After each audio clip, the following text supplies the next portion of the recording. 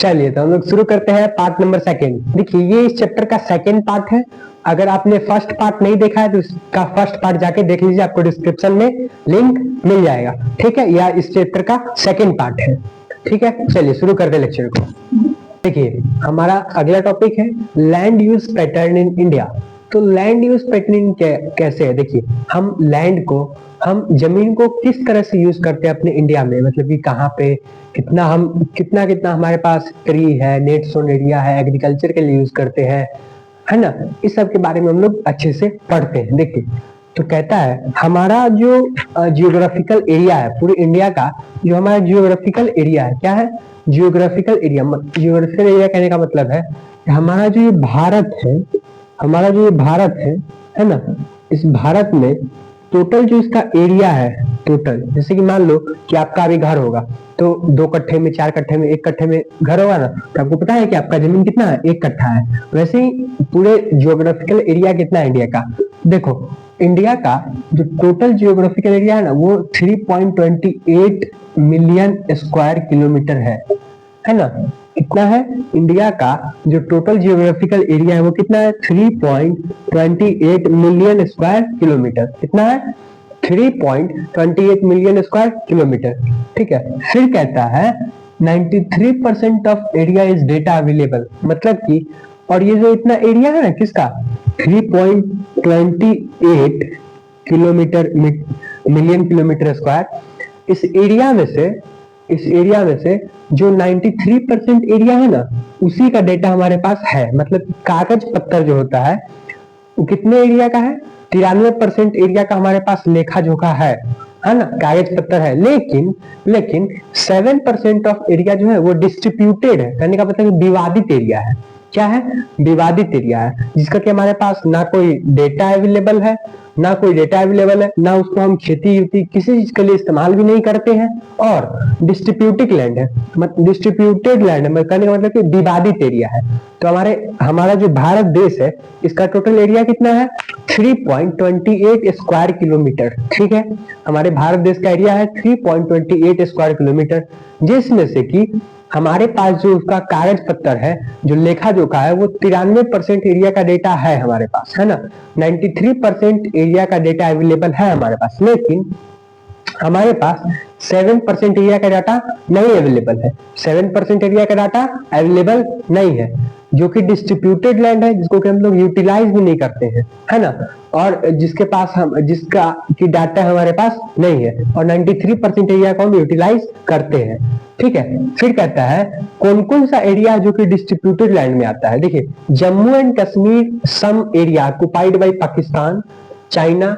देखिए जम्मू एंड कश्मीर जो है ना, कश्मीर का जो कुछ एरिया है, कश्मीर का, जम्मू एंड कश्मीर ऊपर में है, इसका जो कुछ एरिया है ना वो किसके अंडर में आता है? पाकिस्तान के अंडर में आता है, जिसमें कि उसने अंडर में आता नहीं, उसको ऑक्युपाई कर लिया है। मतलब जो नहीं, आप नाम सुनो पीओके। पीओके कहने का मतलब क्या? पाकिस्तान ऑक्युपाइड कश्मीर। पाकिस्तान ने जिस कश्मीर को अपनाया है, जिस कश्मीर पे अपना कब्जा कर रखा है, जिसको ऑक्युपाई कर रखा है, वही है क्या? पीओके। और सीओके कहने का मतलब है कि चाइना ने जिस कश्मीर को ऑक्युपाई कर रखा है, चाइना के पास भी हमारा अक्षाई चीन जो है वो हमारा ही, कैलाश पर्वत है ना महादेव का, वो हमारा ही है। तो कहता है कि जो हमारा जो कश्मीर का कुछ एरिया है वो किसने ऑक्युपाई रखा है? चाइना ने ऑक्युपाई कर रखा है। तो इसको हम लोग कहते हैं चाइना ऑक्युपाइड कश्मीर, जिसको कि कहते हैं हम लोग सीओके, और पाकिस्तान ऑक्युपाइड कश्मीर जिसको कहते हैं हम लोग पीओके। समझ में आया क्या है? पाकिस्तान ऑक्युपाइड कश्मीर और चाइना ऑक्युपाइड कश्मीर, जिन्होंने दोनों ने मिलकर के कश्मीर को कब्जा कर रखा है, ऑक्युपाई कर रखा है, जिसका कि डेटा हमारे पास नहीं है, वो 7% एरिया में आता है। और यही नहीं, थोड़ा सा और जो डेटा एरिया है वो भी 7% एरिया के अंडर में आता है, जैसे कि and some areas of Assam. Assam का जो थोड़ा सा एरिया है ना, ये भी किसमें आता है? तो ये भी आता है आपके डिस्ट्रीब्यूटेड लैंड में। ठीक है ना, किसमें आता है? डिस्ट्रीब्यूटेड लैंड में। इसका ये भी जो एरिया है इसमें भी इसका भी थोड़ा सा एरिया जो है वो ऑक्युपाई कर रखा है किसी ने। ठीक है, तो इसका डेटा हमारे पास अवेलेबल नहीं है। समझ में आया? अब कहते हैं कि हमने कौन सा टॉपिक था? Land use pattern in India. अब देखते हैं कि कैसे कैसे हम लैंड को यूज करते हैं अपने इंडिया में, है ना। तो देखिए आपके सामने एक डेटा दिख रहा होगा, है ना, आपके सामने एक डेटा दिख रहा होगा, उसको देखिए अच्छे से। देखिए कहता है कि 1960 से 1961, है ना, 1960 से 1961 के डेटा के हिसाब से, डेटा के अनुसार general land use of categories में आता है क्या? देखिए ये जो देखिए इसमें 18.1% जो एरिया है वो किसके अंडर आता है? फॉरेस्ट है। 18.1% एरिया में क्या है? फॉरेस्ट है, फॉरेस्ट। देखिए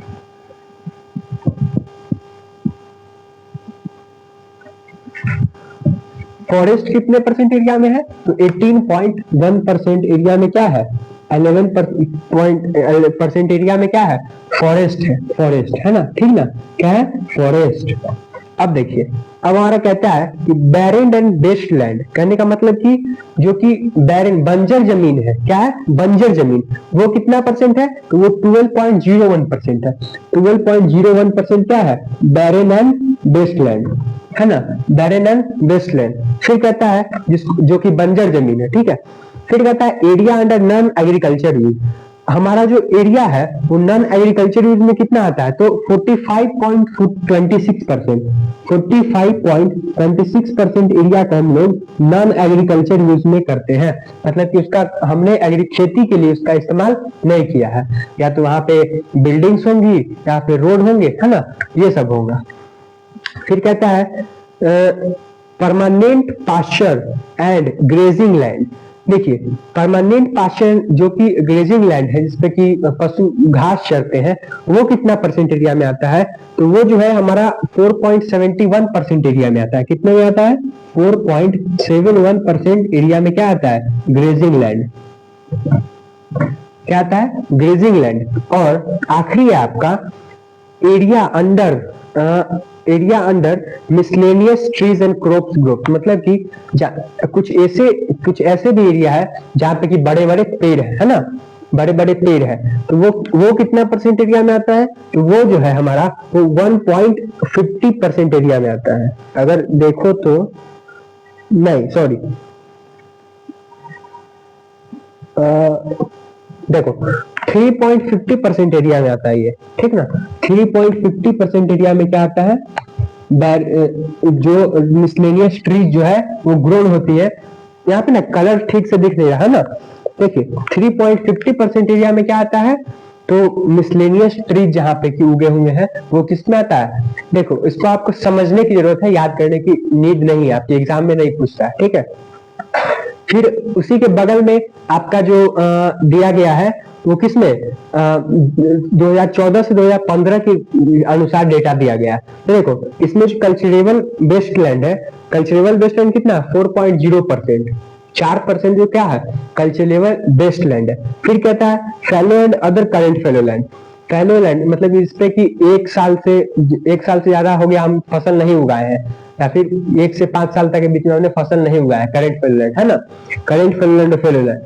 तो उसका डेटा कितना है? तो वो है 1%। कितना है? 1%। फिर कहता है current fellow land, current fellow land कितना है? 4.0, 4%। फिर कहता है net sown area, net sown area कितना है हमारा? 8.7%। समझ गया? तो इतना एरिया जो है हम इतने में काम में लेते हैं। ये 2014 के 15 के डेटा के हिसाब से था, और ये 1960 से 1961 के डेटा के हिसाब से था, ठीक है ना। अब देखिए, अब इसमें एक और देखने वाली बात है, इसमें जो आपको 1960 से 1961 का डेटा दिया गया है, उसमें सबसे पहले लिखा गया फॉरेस्ट, है ना। फॉरेस्ट एरिया 18% है। कितना है? 18% क्या है? फॉरेस्ट एरिया है। क्या है? Forest area. और फॉरेस्ट एरिया 18% है कब? तो 1961 में 18.11% जो एरिया है वो हमारा फॉरेस्ट एरिया है। और फॉरेस्ट एरिया कब है? 1960 से 1961 के डेटा के हिसाब से, 61 के डेटा के हिसाब से, है ना। लेकिन और मान लो कि जब 1960 में हमारे पास 18% फॉरेस्ट था, तो अभी 2025 में तो ये बढ़ जाना चाहिए, बहुत ज्यादा बढ़ना चाहिए, विकास होना चाहिए। तो उसी के हिसाब से अगर फॉरेस्ट एरिया हम देखें तो 23.3% है अभी 2014 के डेटा के हिसाब से। कितना हो गया? 18 से 23 हो गया, है ना। 18 से कितना हो गया? 23, 5% बढ़ गया। हाँ, 18 5 23, है ना, 5% बढ़ गया। तो अगर 5% जो बढ़ा हमारा फॉरेस्ट का एरिया, तो क्या ये हमारे लिए सफिशियंट है? मतलब कि इतना ही फॉरेस्ट बढ़ना चाहिए 5 साल में, सॉरी इतना ही 5% ही फॉरेस्ट बढ़ना चाहिए 1960 से लेकर के अभी तक। कितने साल हो गए? चलो ना, 25 और 4 60 65 65 साल हो गया हमारे इस डेटा के हिसाब से, जब हमारा कितना फॉरेस्ट था? 18% फॉरेस्ट का एरिया था, और अब 65 साल बाद 23% फॉरेस्ट का एरिया है। कितना है? 23% फॉरेस्ट का एरिया है। तो देखिए इसी में कहता, यही डेटा कहता है। फिर हमारा अगला जो टॉपिक है वो है क्या? Net sown area. Net sown area is known as agriculture land.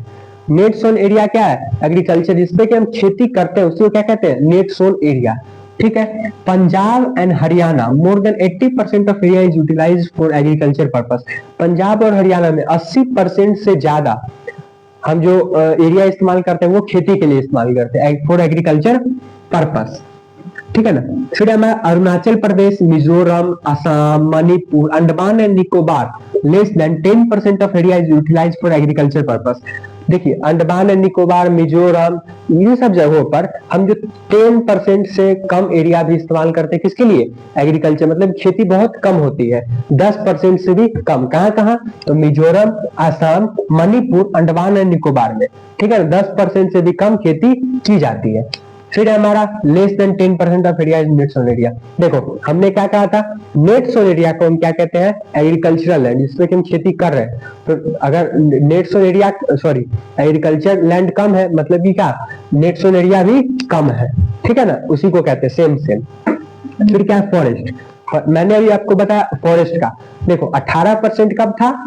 तो 60-61 में, 1960 में, 1961 में क्या था? 18% था। और 2025 में 65 साल बाद इसको कितना होना चाहिए था? अब इसको होना चाहिए था कितना, वो हम लोग पढ़ेंगे, लेकिन है कितना?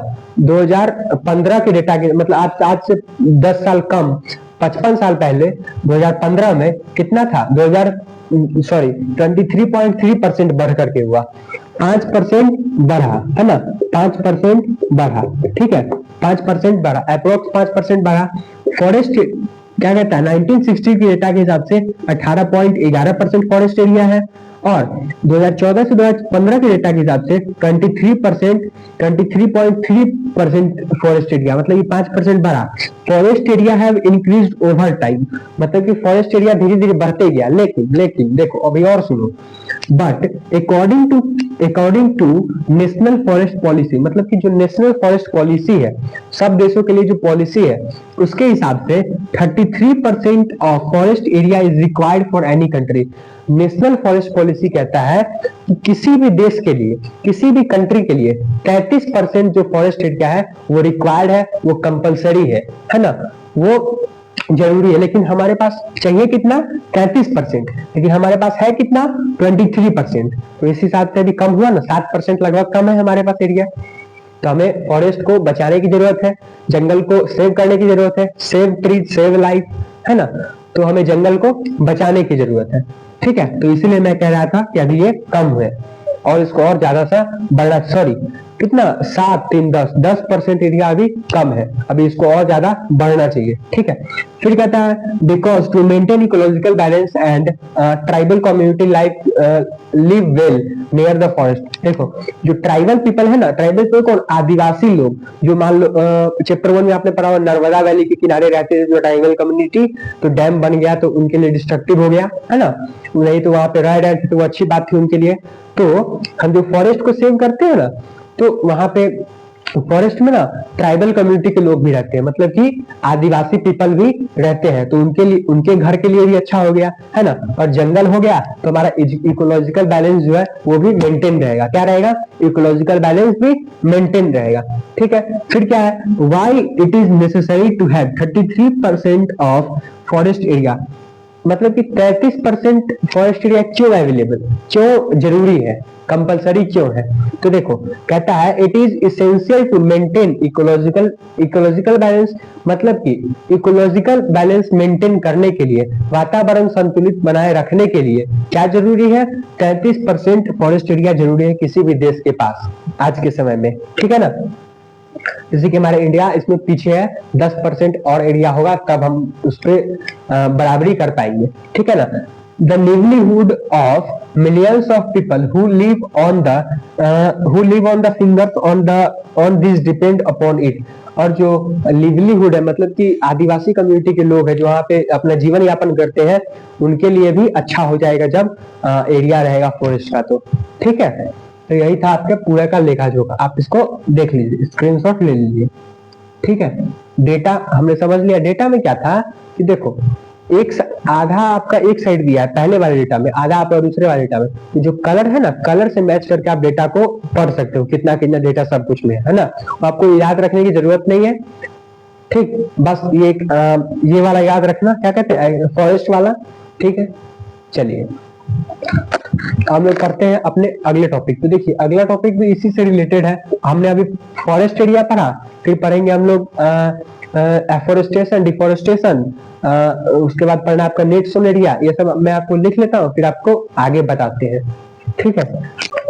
देखिए तो हमारा अगला टॉपिक है लैंड डिग्रेडेशन एंड कंजर्वेशन। देखिए लैंड डिग्रेडेशन कंजर्वेशन कहने का मतलब है कि लैंड, जमीन खराब कैसे होता है और उसको हम बचा कैसे सकते हैं जमीन को खराब ना होने से, और उसका हम प्रॉपर तरीके से कंजर्व कैसे कर सकते हैं, उसका हम यूटिलाइज कैसे कर सकते हैं, इसके बारे में जानते हैं। देखिए लैंड डिग्रेड कैसे होता है, the decline in the quality of land is called land degradation. Land degradation कैसे किसको कहेंगे? जब जमीन की क्वालिटी में कमी आ जाए। मान लो कि कोई जमीन है, इस पे कि हम खेती कर रहे हैं, उस पे उसमें उतना जैसे कि मिट्टी उतना फर्टाइल है तब तो उस पर खेती हो पा रहा है ना। अगर मान लो मिट्टी की फर्टिलिटी कम हो जाती है, उसका क्वालिटी कम हो जाता है, तो फर्टिलिटी तो खेती अच्छे से नहीं हो पाएगा, है ना। और इसी के लिए ना हम यूरिया, पोटास, सल्फर, डीएपी ये सब डालते हैं खेत में, है ना। तो डालते हैं तो किसके लिए? मिट्टी की फर्टिलिटी के लिए। वही कहता है कि द डिक्लाइन ऑफ क्वालिटी, मतलब कि मिट्टी की क्वालिटी का घटना क्या कहलाता है? Land degradation. Causes of land degradation, अब क्या क्या कॉज है लैंड डिग्रेडेशन की, क्या क्या इसके वजह है जिससे कि लैंड डिग्रेड होता है। देखिए पहला है deforestation, the cutting of trees, the cutting of forest is called deforestation. Deforestation को कहते हैं पेड़ों की कटाई करना, किसके द्वारा? ह्यूमंस के द्वारा। इंसानों ने जो पेड़ों को काट दिया, जो जंगलों को काट दिया, उसको क्या कहते हैं हम लोग? डिफोरेस्टेशन, ठीक है। फिर क्या mostly occurs in Jharkhand, Chhattisgarh और मध्य प्रदेश। मध्य प्रदेश, झारखंड और छत्तीसगढ़ में ज्यादातर पेड़ों की कटाई होती है, ज्यादातर जंगलों की कटाई होती है। तो क्यों होती है? तो माइनिंग एक्टिविटीज को करने के लिए। मान लीजिए कहाँ पे मिनरल मिल गया है ना, तो मिनरल मिल गया, जंगल में मिलेगा, मान लीजिए जंगल काटना पड़ेगा, जितना माइनिंग होगा उतना दूर, है ना, उसके आसपास का इलाका जो जंगल होगा उसको काटना पड़ेगा। तो माइनिंग एक्टिविटीज करने के लिए हम किसको काटते हैं? जंगल को काटते हैं। ज्यादातर कहाँ काटते हैं? झारखंड, छत्तीसगढ़ और मध्य प्रदेश में जंगल को काटते हैं, ठीक है। फिर आपका अगला ओवर ग्रेजिंग, मतलब कि जब गाय, भैंस, पशु, जब बकरी जब ज्यादा घास चर लेते हैं, उसकी वजह से भी लैंड डिग्रेड होता है। क्योंकि उसका जो सॉइल होता है ना, सॉइल का, मान लो कि ये मिट्टी है, ठीक है, इसका बारे में हम आगे पढ़ेंगे। तो मिट्टी का ऊपरी लेयर है, टॉप मोस्ट लेयर है, फिर इसके नीचे वाला, फिर नीचे वाला, फिर इसके नीचे वाला। तो ये ऊपर वाला जो लेयर है ना, ये पूरा घास के साथ भी उखड़ जाता है। मान लो कि कोई पशु घास चरेगा, उसको घास तो पूरा चढ़ जाएगा, ऊपर वाला लेयर है वो खा जाता है, इसीलिए क्या होता, मतलब घास खा जाता है, इसीलिए वो लैंड क्या होता है? डिग्रेड होना चालू हो जाता है। देखिए overgrazing grass by various type of herbivorous animal in the field of exposing the top layer of the soil. देखिए टॉप लेयर का है ना, कि टॉप लेयर सॉइल का क्या होता है? जो खा जाता है ना। इस सॉइल के टॉप लेयर को ईट करने के बाद, ग्रेज करने के बाद, जो हर्बीवोरस एनिमल, हर्बीवोरस करने का मतलब क्या? शाकाहारी जानवर, है ना। आपने पढ़ा होगा क्लास 4 में या फिर 6 में, carnivorous animal, herbivorous animal, omnivorous animal, है ना। कार्निवोरस मतलब कि क्या? जो मांस खाते हैं, हार्बीवोरस मतलब कि क्या, जो घास खाते हैं, है ना। और ओमनीवोरस मतलब कि क्या, जो मांस भी खाते हैं और घास, मतलब कि मांस भी खाते हैं और घास भी खाते हैं, या फिर फ्रूट वेजिटेबल ये सब खाते हैं। जैसे कि हम इंसान क्या है, ओमनीवोरस एनिमल, दोनों चीज खाते हैं, है ना, सब्जी भी खाते हैं और क्या मीट भी खाते हैं, ठीक है। तो क्या ओमनीवोरस एनिमल, वही कहता है हार्बी, अलग अलग प्रकार के जो हार्बीवोरस एनिमल है वो क्या करते हैं, ग्रेज करते हैं, लैंड मतलब लैंड को चरते, घास को चरते हैं, या फिर किसी चीज को चरते हैं जो वो खाते हैं, है ना। उससे कि टॉप सॉइल का जो लेयर ऊपर का मिट्टी का जो ऊपरी परत है वो क्या होता है, वो हट जाता है, और उसके कारण लैंड डिग्रेड होने लगता है, एक्सपोज होने लगता है, ठीक ना। फिर आपका ये ज्यादातर कहाँ होता है, तो मोस्टली इन मध्य प्रदेश और महाराष्ट्र, मध्य प्रदेश और महाराष्ट्र में ज्यादातर क्या होता है, ओवर ग्रेजिंग होता है। पहला था हमारा क्या, डिफॉरेस्टेशन, डिफॉरेस्टेशन ज्यादातर कहाँ होता है, झारखंड, मध्य प्रदेश और छत्तीसगढ़ में ज्यादातर डिफॉरेस्टेशन होता है। वहीं हमारा जो ओवर ग्रेजिंग है कहाँ होता है, तो मध्य प्रदेश और महाराष्ट्र में ज्यादातर ओवर ग्रेजिंग होता है, ठीक है। फिर आपका है अगला ओवर इरिगेशन, मतलब कि खेतों में ज्यादा पानी इरिगेट कर देना, खेतों को, खेतों में ज्यादा एकदम बहवा मार देगा, बुलडोजर देगा, है ना, पानी दे देगा, तो उससे भी क्या होगा, जमीन खराब हो जाएगा। मान लो फसल अब देखो, गेहूं को पानी चाहिए होता है कम और धान को पानी चाहिए होता है ज्यादा। अब धान के लिए जितना पानी चाहिए होता है वो गेहूं में दे देंगे तो गेहूं फसल बर्बाद हो जाएगा। और गेहूं, अब धान को पानी चाहिए होता है ज्यादा, उसमें हम कम पानी देंगे तो वो भी फसल बर्बाद हो जाएगा। तो इसलिए गेहूं को पानी चाहिए होता है ज्यादा कम, और धान को पानी चाहिए होता है ज्यादा, ठीक है ना। तो वही कहता है कि ओवर इरिगेशन मतलब कि हम ज्यादातर खेत में पानी दे, ज्यादा पानी देने के कारण भी हमारा लैंड क्या होता है, डिग्रेड हो जाता है। मान लो तुमको प्यास लगा 2 गिलास का, मार दिया 4 गिलास, कहां से होगा, है ना, अब पेट फट के तंबूरा हो जाएगा, है ना। चलिए, तो एक्सेसिव यूज ऑफ वाटर मतलब कि वाटर का ज्यादा यूज करते हैं किसमें, इरिगेट प्लांट टू रिक्वायर्ड, मतलब कि जितना उसमें जरूरत है, जितना वो रिक्वायर्ड है उससे ज्यादा हम पानी दे देते हैं, इसीलिए वो क्या होता है, लैंड डिग्रेड हो जाता है। ये ज्यादातर कहाँ होता है, तो mostly occurs in Punjab, Haryana और वेस्टर्न यूपी। ओवर इरिगेशन ज्यादातर कहाँ होता है, तो ज्यादातर ओवर इरिगेशन कहाँ होता है, तो हरियाणा, पंजाब और वेस्टर्न यूपी के कुछ क्षेत्र में क्या होता है, ओवर इरिगेशन होता है, मतलब खेतों में ज्यादा पानी दे दिया जाता है, जितना कि प्लांट को जरूरत है उससे ज्यादा पानी, ठीक है, उसे क्या कहते हैं, ओवर इरिगेशन, सॉरी, हाँ ओवर इरिगेशन, ठीक है। फिर क्या, cement industry generate huge amount of dust. देखो जो सीमेंट इंडस्ट्रीज है ना, वो क्या करती है कि सीमेंट को बनाती है। अब सीमेंट बनाती है तो उसका जो डस्ट है ना, तो वो क्या उड़ के अलग अलग जगह पे बैठ जाता है, ठीक है ना। तो अलग अलग जगह पे बैठने के कारण वो भी क्या होता है, डिग्रेड कर, मिट्टी की फर्टिलिटी को कम कर देता है, मतलब कि लैंड का डिग्रेडेशन होना शुरू हो जाता है, लैंड डिग्रेड कर जाता है। किस लिए, ताकि वहां सीमेंट का, मान लो कि कहीं पे पानी नहीं है और वहां पे हम पानी की बूंदे छिड़क दे, है ना, पानी पटा दे, तो वहां पे क्या होगा, मान लो कोई अभी गर्मी का सीजन है, अभी पेड़ पौधों में पानी नहीं है, तो हम पानी देंगे तो उसको आराम मिलेगा, है ना। आपको पता नहीं चलेगा कि उसको आराम मिलेगा, कुछ दिन बाद पता चलेगा जब वो पौधा अगर मुरझा रहा होगा वो खिल जाएगा, है ना। तो वही कहता है कि सीमेंट इंडस्ट्री जो है वो डस्ट अपना इतना ना फैलाती है, इतना प्रोड्यूस करती है ह्यूज अमाउंट में, कि क्या होता है, लैंड डिग्रेड होने लगता है। तो ये भी एक कारण है किसका, लैंड डिग्रेडेशन का।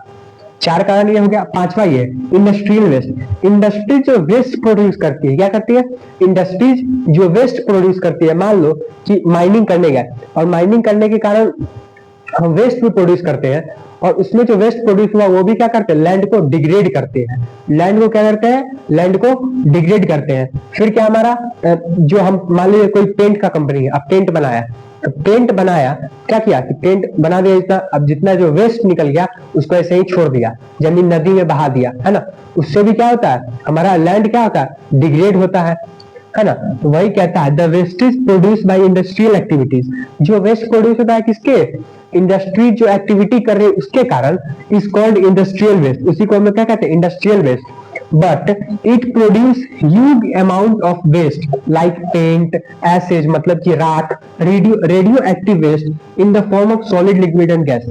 सॉलिड, लिक्विड और गैस के फॉर्म में, ठोस, द्रव और गैस के फॉर्म में, गैस का हिंदी क्या होता है, हवा, हवा नहीं होगा, विंड होगा, चलो जो भी होता है। देखो सॉलिड, लिक्विड और गैस के फॉर्म में जो हम वेस्ट प्रोड्यूस करती है कौन, इंडस्ट्रीज जो वेस्ट प्रोड्यूस करती है सॉलिड, लिक्विड और गैस के फॉर्म में, उसको हम लोग क्या कहते हैं, इंडस्ट्रियल वेस्ट कहते हैं, ठीक है। देखो जैसे कि पेंट इंडस्ट्री है, तो पेंट अपना वेस्ट प्रोड्यूस कर देगा, पेंट अपना जो पेंट बचेगा जो अपना काम में होगा वो ले लेगा, और जो वेस्ट बच गया उसको ऐसे ही छोड़ देगा। क्या करता है वो भी लैंड को डिग्रेड कर देता है। जो राख इंडस्ट्रीज में से जो राख निकलती है, कुछ जलेगा तो राख निकलेगा, तो उसमें जो राख निकलती है वो भी क्या करता है, लैंड को डिग्रेड करता है। फिर सबसे बड़ा radioactive waste. Radioactive waste करने का मतलब है जो मान लो कि जो बम वम बनाती है ना, तो उसमें से रेडियो एक्टिव वेस्ट निकलता है, उसको भी क्या करते हैं, वो भी लैंड को डिग्रेड कर देता है। ठीक है। चलिए इन the form of solid liquid gas के फॉर्म में। अब देखिए अब इसको रोकने का क्या तरीका है, कंजर्व करने का क्या तरीका है, कंजर्वेशन ऑफ लैंड डिग्रेडेशन। देखिए पहला हमारा एफॉरेस्टेशन, ये फॉरेस्ट मतलब ये पेड़ लगाना, पेड़ हम ज्यादातर लगाएंगे। देखो ना जंगल घट गया है ना, तो जंगल घट गया तो क्या जरूरत है कि हमें पेड़ लगाने की जरूरत है, तब जंगल बढ़ेगा, तो हम एफॉरेस्टेशन कर सकते हैं जिससे कि रेडियो एक्टिव वेस्ट जो है वो कंजर्व हो जाएगा, पेड़ सोख लेगा, है ना।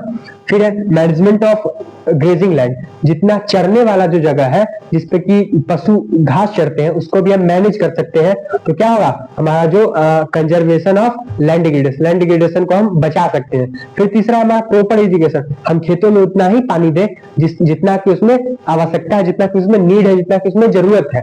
अगर हम ज्यादा पानी देते हैं तो एक तो पानी की बर्बादी है ना। देखो पता है सबसे ज्यादा पानी हम खेत में बर्बाद करते हैं या फिर इंडस्ट्रीज बर्बाद करती है। पानी को पहले तो हम क्या करते हैं, खेत में दे देते हैं, पाइप रहता है हत्ते मोटका नली वाला पाइप, मस्त घुसा दिया, आई बाई आ रही, बोर्डिंग चालू कर दिया, जनरेटर हिल रहा है, अब पानी दे रहा, अब सुत गया बसवारी तक, बसवारी के नीचे। अब देखिए पानी दे रहा है, ठीक है पानी पटाया, लेकिन उसको हम रोकने के लिए क्या कर सकते हैं, हम स्प्रिंकल वाटर सिस्टम का यूज कर सकते हैं। प्रॉपर इरिगेशन करने के लिए क्या कर सकते हैं, स्प्रिंकल वाटर सिस्टम का यूज कर सकते हैं। किसका, स्प्रिंकल वाटर सिस्टम। पता है स्प्रिंकल वाटर सिस्टम आपको हम कब पढ़ाएंगे डिटेल से, तो एग्रीकल्चर जो चैप्टर है उसमें खेती के बारे में पढ़ना है, उसमें हम पढ़ेंगे मेंटेन कैसे करते हैं खेती को, है ना, ठीक से अच्छे से क्रॉप सब ग्रोन कैसे होगा, उसी में हम पढ़ाएंगे क्या, प्रॉपर इरिगेशन। तो स्प्रिंकल वाटर सिस्टम कहने का मतलब है कि देखो एक वो रहेगा, देखो एक मान लो कि पाइप रहेगा, ठीक है, और ये खेत में लगा होगा, फिर इसके बगल में ही पाइप लगा होगा, फिर इसके बगल में ही पाइप, फिर इसके बगल में ही पाइप, और इसमें से ना फुहारा निकलेगा। क्या निकलेगा, फुहारा। फुहारा जो होगा ना ये चारों तरफ जाएगा, ये चारों पांचों तरफ जाएगा, है ना। ये फुहारा जो निकलेगा ये चारों तरफ जाएगा, और ये चारों तरफ जाएगा ना, तो जरूरत पानी हमको जरूरत नहीं है कि हम धड़ल्ले से पाइपे या नली से दे, ऐसे जरूरत नहीं है। हम उसको थोड़ा थोड़ा ही पानी देंगे फुहारा के जैसे, तो अभी वो क्रॉप ग्रोन करेगा, ठीक है ना। तो हम स्प्रिंकल वाटर सिस्टम का यूज कर सकते हैं किसके लिए, ओवर इरिगेशन ना हो। जब ओवर इरिगेशन होता है तो हमारा लैंड क्या होता है, डिग्रेड होता है, और वेस्टेज ऑफ वाटर भी होता है, पानी का भी बर्बादी होता है। तो उसके लिए हम क्या कर सकते हैं, तो हम स्प्रिंकल वाटर सिस्टम लगाएं खेतों में कि क्या हो, अच्छे से हम पानी दे पाए, जितना उसमें यूज है उतना ही, ठीक है ना। पता बिहार में यहाँ पे लगाएगा तो क्या करेगा, पाइप लगा देगा, रात में लगाया और सुबह में टांग के ले जाएगा, 2 बजे रात में टांग के ले, सुबह में 2 बजे भोर में टांग के ले जाएगा, पाइप पूरा स्प्रिंकल वाटर सिस्टम चल जाएगा 3 नंबर में, है ना। तो ऐसा नहीं करना चाहिए। तो देखो इसकी भी जरूरत है हमारे यहाँ। फिर क्या है, control mining activities. Mining activities जो वेस्ट प्रोड्यूस कर रही है उससे भी हमको बचना है, उसको भी हम कंजर्व कर सकते हैं, उसको बचा सकते हैं। तो उसको कंट्रोल करेंगे, जितना जरूरत है उतना वेस्ट को हम अच्छे से पहले उसको खत्म कर देंगे, तब हम उसको कहीं और फेंके या फिर कुछ करें। तो ठीक है, तो क्या कहता है, कंट्रोल माइनिंग एक्टिविटीज को हम कंट्रोल कर सकते हैं। फिर क्या कहता है, treating of industrial waste for discharge, मतलब कि हम इंडस्ट्रीज में जो वेस्ट प्रोड्यूस होता है, मतलब कि पानी जो प्रोड्यूस होता है उस, अब मान लो कि इंडस्ट्री में किसी का चप्पल बनाने का इंडस्ट्री है, ठीक है, जूता बनाने का इंडस्ट्री है, क्या करेगा कि पानी का जितना यूज होगा वो कर लेगा, और वेस्टेज जो पानी का होगा जाके सीधे नदी में छोड़ देगा।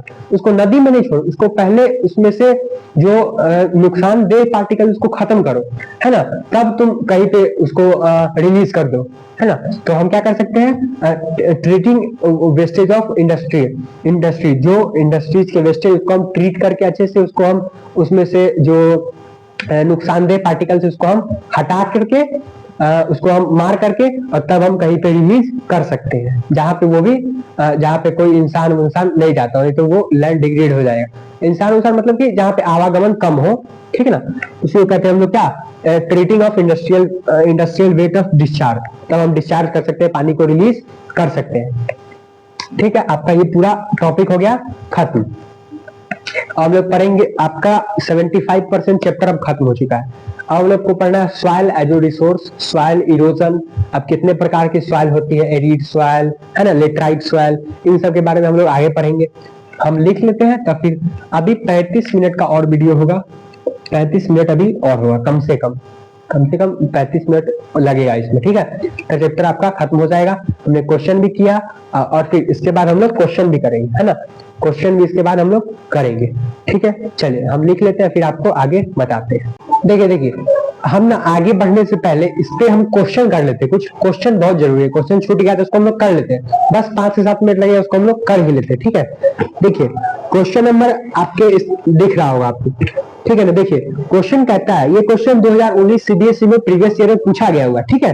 क्वेश्चन कहता है how are mining activities responsible for land degradation in Jharkhand. Jharkhand में जो माइनिंग एक्टिविटीज होती है वो कैसे रिस्पॉन्सिबल है लैंड डिग्रेड होने के लिए। देखिए तो जहां पर भी माइनिंग एक्टिविटीज होती है, तो हमने आपको पढ़ा है कि जहां पर माइनिंग एक्टिविटी होगा वहां पे क्या होगा कि जंगलों को काट दिया जाएगा, पेड़ पौधे को काट दिया जाएगा और खुदाई किया जाएगा, है ना। खुदाई करने से जमीन के नीचे जाने से क्या होता है, जब मिनरल्स मिलते हैं ना, तो जमीन की खुदाई होगी, जंगलों को काट दिया जाएगा, है ना। तो इससे क्या होगा, और जंगलों को जब काट दिया जाएगा तो वहां पे क्या होगा, लैंड डिग्रेड हो जाने लगेगा, है ना। जब पेड़ों को हटा देंगे तो वहां पे फर्टिलिटी कम होने लगेगी, तो क्या होगा कि लैंड डिग्रेड हो जाएगा। तो यही कारण है क्या, माइनिंग एक्टिविटीज से लैंड डिग्रेडेशन होने का।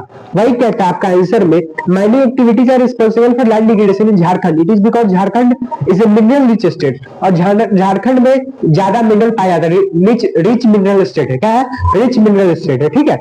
फिर कहता है it is because Jharkhand is a mineral rich state where mining activities are done at large scale। और रिच स्टेट होने के, मिनरल रिच स्टेट होने के कारण झारखंड में लार्ज स्केल पे क्या किया जाता है, माइनिंग किया जाता है, लार्ज स्केल पे जंगलों की कटाई की जाती है, लार्ज स्केल पे खुदाई किया जाता है ना, तो इससे लैंड डिग्रेड होता है। फिर कहता है when excavation work is completed the mining sites represent deep scars and evidences of over burdening which lead to land degradation. और यही कारण है किसका, लैंड डिग्रेडेशन का। ये क्वेश्चन कब पूछा गया है, प्रीवियस ईयर सीबीएसई 2019 में।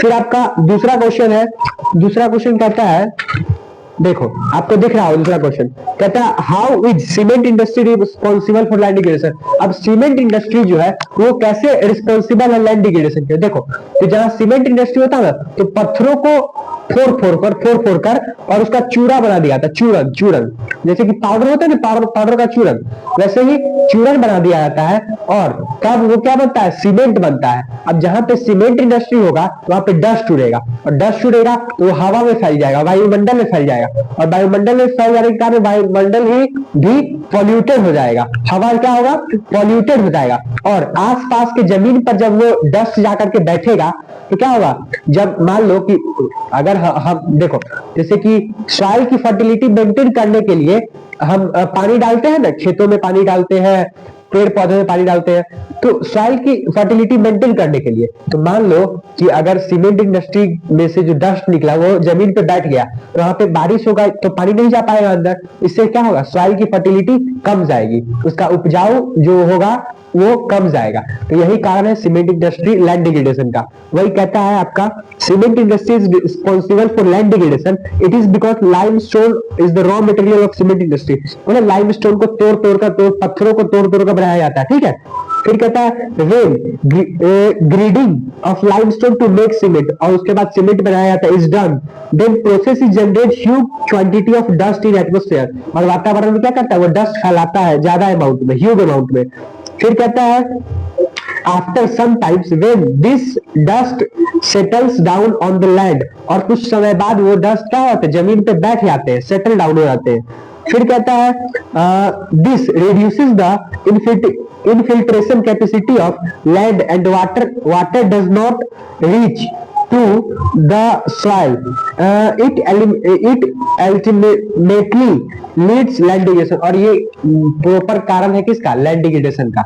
और ये भी क्वेश्चन आपके सीबीएसई 2019 में पूछा गया हुआ है। देखिए आप इस सबको ना कहानी के तौर पे याद रखिएगा तो आपको अच्छे से याद रहेगा। देखो जैसे कि बचपन में दादी कहानी सुनाती थी, हम लोग को याद है कि नहीं अभी भी, है ना? हम बचपन में पोएम पढ़ते हैं, ट्विंकल ट्विंकल लिटिल स्टार, है ना, how I wonder what you are, ये सब याद है कि नहीं हमें अभी भी?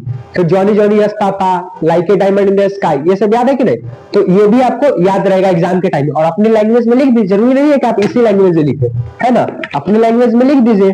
ठीक है, दो क्वेश्चन है या फिर और क्वेश्चन है 123-43। देखिए अब आपके स्क्रीन पे दूसरा क्वेश्चन दिख रहा होगा, how is over irrigation is possible for land degradation. देखिए over land degradation, how is over land degradation in Punjab, Punjab में कैसे ज्यादातर पानी डालने के कारण, ज्यादा इरिगेट हो जाने के कारण वहां पे लैंड डिग्रेडेशन का कारण। देखो अब ज्यादा हम पानी का बहाव दे देंगे तो लैंड का जो मिट्टी का जो ऊपर का परत है ना, उसी में न्यूट्रिशन होता है ना, और वही बह जाएगा पानी के बहाव के कारण। तो क्या होगा? मिट्टी का फर्टिलिटी कम हो जाएगा और वो उपजा नहीं कर पाएगा। तो यही कारण है ओवर इरिगेशन। कहां पे? पंजाब में या फिर किसी भी जगह पे, लेकिन क्वेश्चन में पंजाब दिया है कि पंजाब में लैंड डिग्रेडेशन का कारण क्या है। तो देखो जब पानी हम ज्यादा अमाउंट में छोड़ेंगे, इरिगेट करेंगे खेतों को, जमीन को, तो क्या होगा? वहां पर का जो ऊपरी परत है, मिट्टी का न्यूट्रिशन जो वाला जो ऊपर का लेयर, टॉप मोस्ट लेयर है, वो बह जाएगा और क्या होगा कि लैंड डिग्रेडेशन हमको देखने को मिलेगा। वही कहता है इंग्लिश में, over irrigation is responsible for land degradation in Punjab, it is because due to over irrigation waterlogging situation is created. Waterlogging situation, एक जगह पे पानी ठहर जाएगा, जम जाएगा और बहा के ले जाएगा न्यूट्रिशन लेवल को। This is increases the salinity and alkalinity in the soil, और ये जो होगा सॉइल के फर्टिलिटी को कम कर देगा। ठीक है, फिर देखिए, फिर आपका ये भी क्वेश्चन 2019 में पूछा गया हुआ है। फिर आपका अगला क्वेश्चन कहता है देखो एक मिनट बस, हाँ देखिए क्वेश्चन कहता है, how can we solve the problem of land degradation, suggest any 6 measures. और फिर इसी में सेम टाइप का क्वेश्चन है, लैंग्वेज चेंज करके, suggest any 6 measure to solve the problem of land degradation. अब देखो, और ये क्वेश्चन पूछा है सीबीएसई 2015 में। अब देखो हम कंट्रोल कैसे कर सकते हैं, लैंड डिग्रेडेशन को बचा कैसे सकते हैं, तो हमने यहाँ पे पढ़ा भी है लैंड डिग्रेडेशन को कैसे बचा सकते हैं। देखो एफोरेस्टेशन से, management of land, grazing land को हम रोक सकते हैं, मैनेज करके उसको, प्रॉपर इरिगेशन, ओवर इरिगेशन ना करके हम स्प्रिंकलर वाटर सिस्टम का यूज कर सकते हैं। फिर क्या है, कंट्रोल माइनिंग एक्टिविटी को हम कंट्रोल कर सकते हैं। फिर क्या है, treating industrial waste of discharge करने से पहले इंडस्ट्रियल वेस्ट को हम क्या कर सकते हैं, प्रॉपर उसको हम उसको ट्रीट करेंगे, है ना, उसमें से जो मतलब कि नुकसानदेह पार्टिकल होगा उसको अलग कर देंगे। ठीक है ना, तो यही लिख सकते हैं। आपको 6 कारण, यहाँ पे 5 कारण आपके सफिशिएंट है। वही आपके बुक में भी कहता है क्या, the following measures can help to solve the problem of land degradation. पहला है afforestation and afforestation over deforestation, जहां पे पेड़ की कटाई हो चुकी है, डिफोरेस्टेटेड जो एरियाज है वहां पे हम एफोरेस्टेशन करें, पेड़ लगाए। जहां पे पेड़ों की कटाई हो चुकी है वहां पे हम पेड़ लगाए। ठीक है, फिर हमारा कहता है प्रॉपर मैनेजमेंट ऑफ ग्रेजिंग, यही कहता है लैंड ग्रेजिंग अच्छे से प्रॉपर मेंटेन करके रखें। फिर कहता है proper discharge and disposal of industrial effluent after treatment. कहता है कि जब आप डिस्चार्ज करो इंडस्ट्रियल वेस्ट को, तो उसको पहले उसको ट्रीट करो, है ना। फिर कहता है प्लांटिंग ऑफ शेल्टर बेल्ट्स, हम प्लांटिंग करें शेल्टर बेल्ट्स को, है ना। फिर कहता है कंट्रोल माइनिंग एक्टिविटीज पे हम लगाम लगाए। ये भी क्वेश्चन आपका 2015 में पूछा गया हुआ है। ठीक है, तो ये भी क्वेश्चन आपको ध्यान में रखना है। फिर आपका अगला क्वेश्चन कहता है 125 to 12। देखिए अगला क्वेश्चन है, what is the main cause of land degradation Gujarat, Rajasthan, Maharashtra. What is the main cause of land degradation in Gujarat, Rajasthan and Madhya Pradesh? How can it be checked? Rajasthan, Gujarat, Madhya Pradesh are semi-arid regions with patches of vast grassland. These states have large number of cattle population. मतलब यहाँ पे जो जानवरों की संख्या है वो ज्यादा है, इसीलिए यहाँ पे हमें क्या ओवर ग्रेजिंग भी देखने को मिलती है। क्या देखने को मिलती है? Over grazing. तो यहाँ पे क्या जरूरत है? यहाँ पे जरूरत है कि management of land, grazing land maintain करके चले। फिर कहता है cattle population which are left open to graze on the grassland, large scale overgrazing has caused severe land degradation in these areas. और जो लार्ज स्केल पे जो grazing land हो रहा, ग्रेज कर रहे हैं, जो कैटल्स है, जो जानवर है, वो घास को ज्यादा मात्रा में खा रहा है, इसलिए वहां पे लैंड डिग्रेडेशन भी ज्यादा हमें देखने को मिलती है। ठीक है। फिर कहता है different measures may be taken to check such problems. पहला है afforestation, proper management of afforestation, पेड़ लगाने की जरूरत है और मैनेज फॉर ग्रेजिंग लैंड करने की जरूरत है। फिर दूसरा कहता है control over grazing by limited certain areas of grazing land, grazing only. जो सर्टेन एरियाज है वहीं पे बस ग्रेजिंग कराया जाए और सब जगह पे चढ़ने ना दिया जाए गाय भैंसों को। ठीक है। इससे सॉइल की फर्टिलिटी बनी रहेगी और लैंड डिग्रेडेशन नहीं होगा। यही कहता है। ये भी क्वेश्चन आपके सीबीएसई 2012 में पूछा गया हुआ है। ठीक है। फिर कहता है आपका क्वेश्चन नंबर 123 to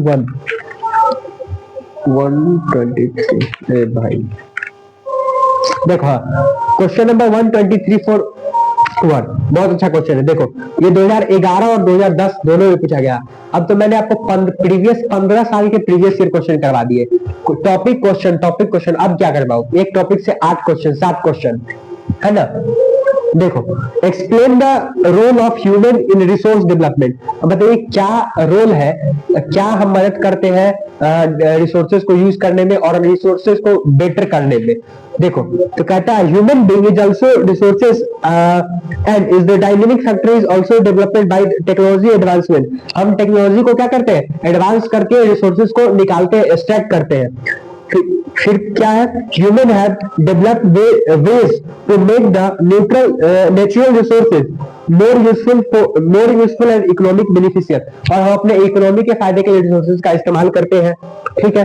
फिर कहता है for example extracting metals from minerals. Minerals से हम मेटल को अलग करते हैं। जब हम माइनिंग करते हैं तो वहां पे हमें मिनरल्स मिलता है, ना कि सीधे मान लो कि माइनिंग कर रहे तो हमको गोल्ड मिल गया, हीरा मिल गया, चांदी। ऐसा नहीं है। पहले हमें मिनरल्स मिलता है माइनिंग के दौरान, उसको हम फैक्ट्री में ले आकर उसमें से मेटल्स को हम एक्सट्रैक्ट करते हैं, अलग करते हैं। ठीक ना। केमिस्ट्री की चैप्टर नंबर 3 में मेटल एंड नॉन मेटल में इसको अच्छे से पढ़ना है कि कैसे मेटल को एक्सट्रैक्ट करते हैं, है ना। उसमें मैं आपको पढ़ाऊंगा।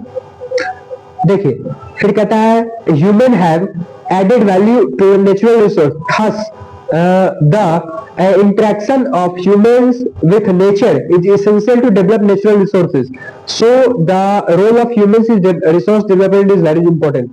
देखो रिसोर्सेज का डेवलपमेंट के लिए ह्यूमंस का भी रोल बहुत बड़ा है, क्योंकि हम टेक्नोलॉजी के माध्यम से रिसोर्सेज को निकालते हैं और इंस्टीट्यूशन को सेटअप करके और ट्रांसपोर्टेशन के माध्यम से हम रिसोर्सेज को ट्रांसपोर्ट करते हैं फैक्ट्रीज में और वहां पे हम उससे एक्सट्रैक्ट करते हैं मेटल्स को।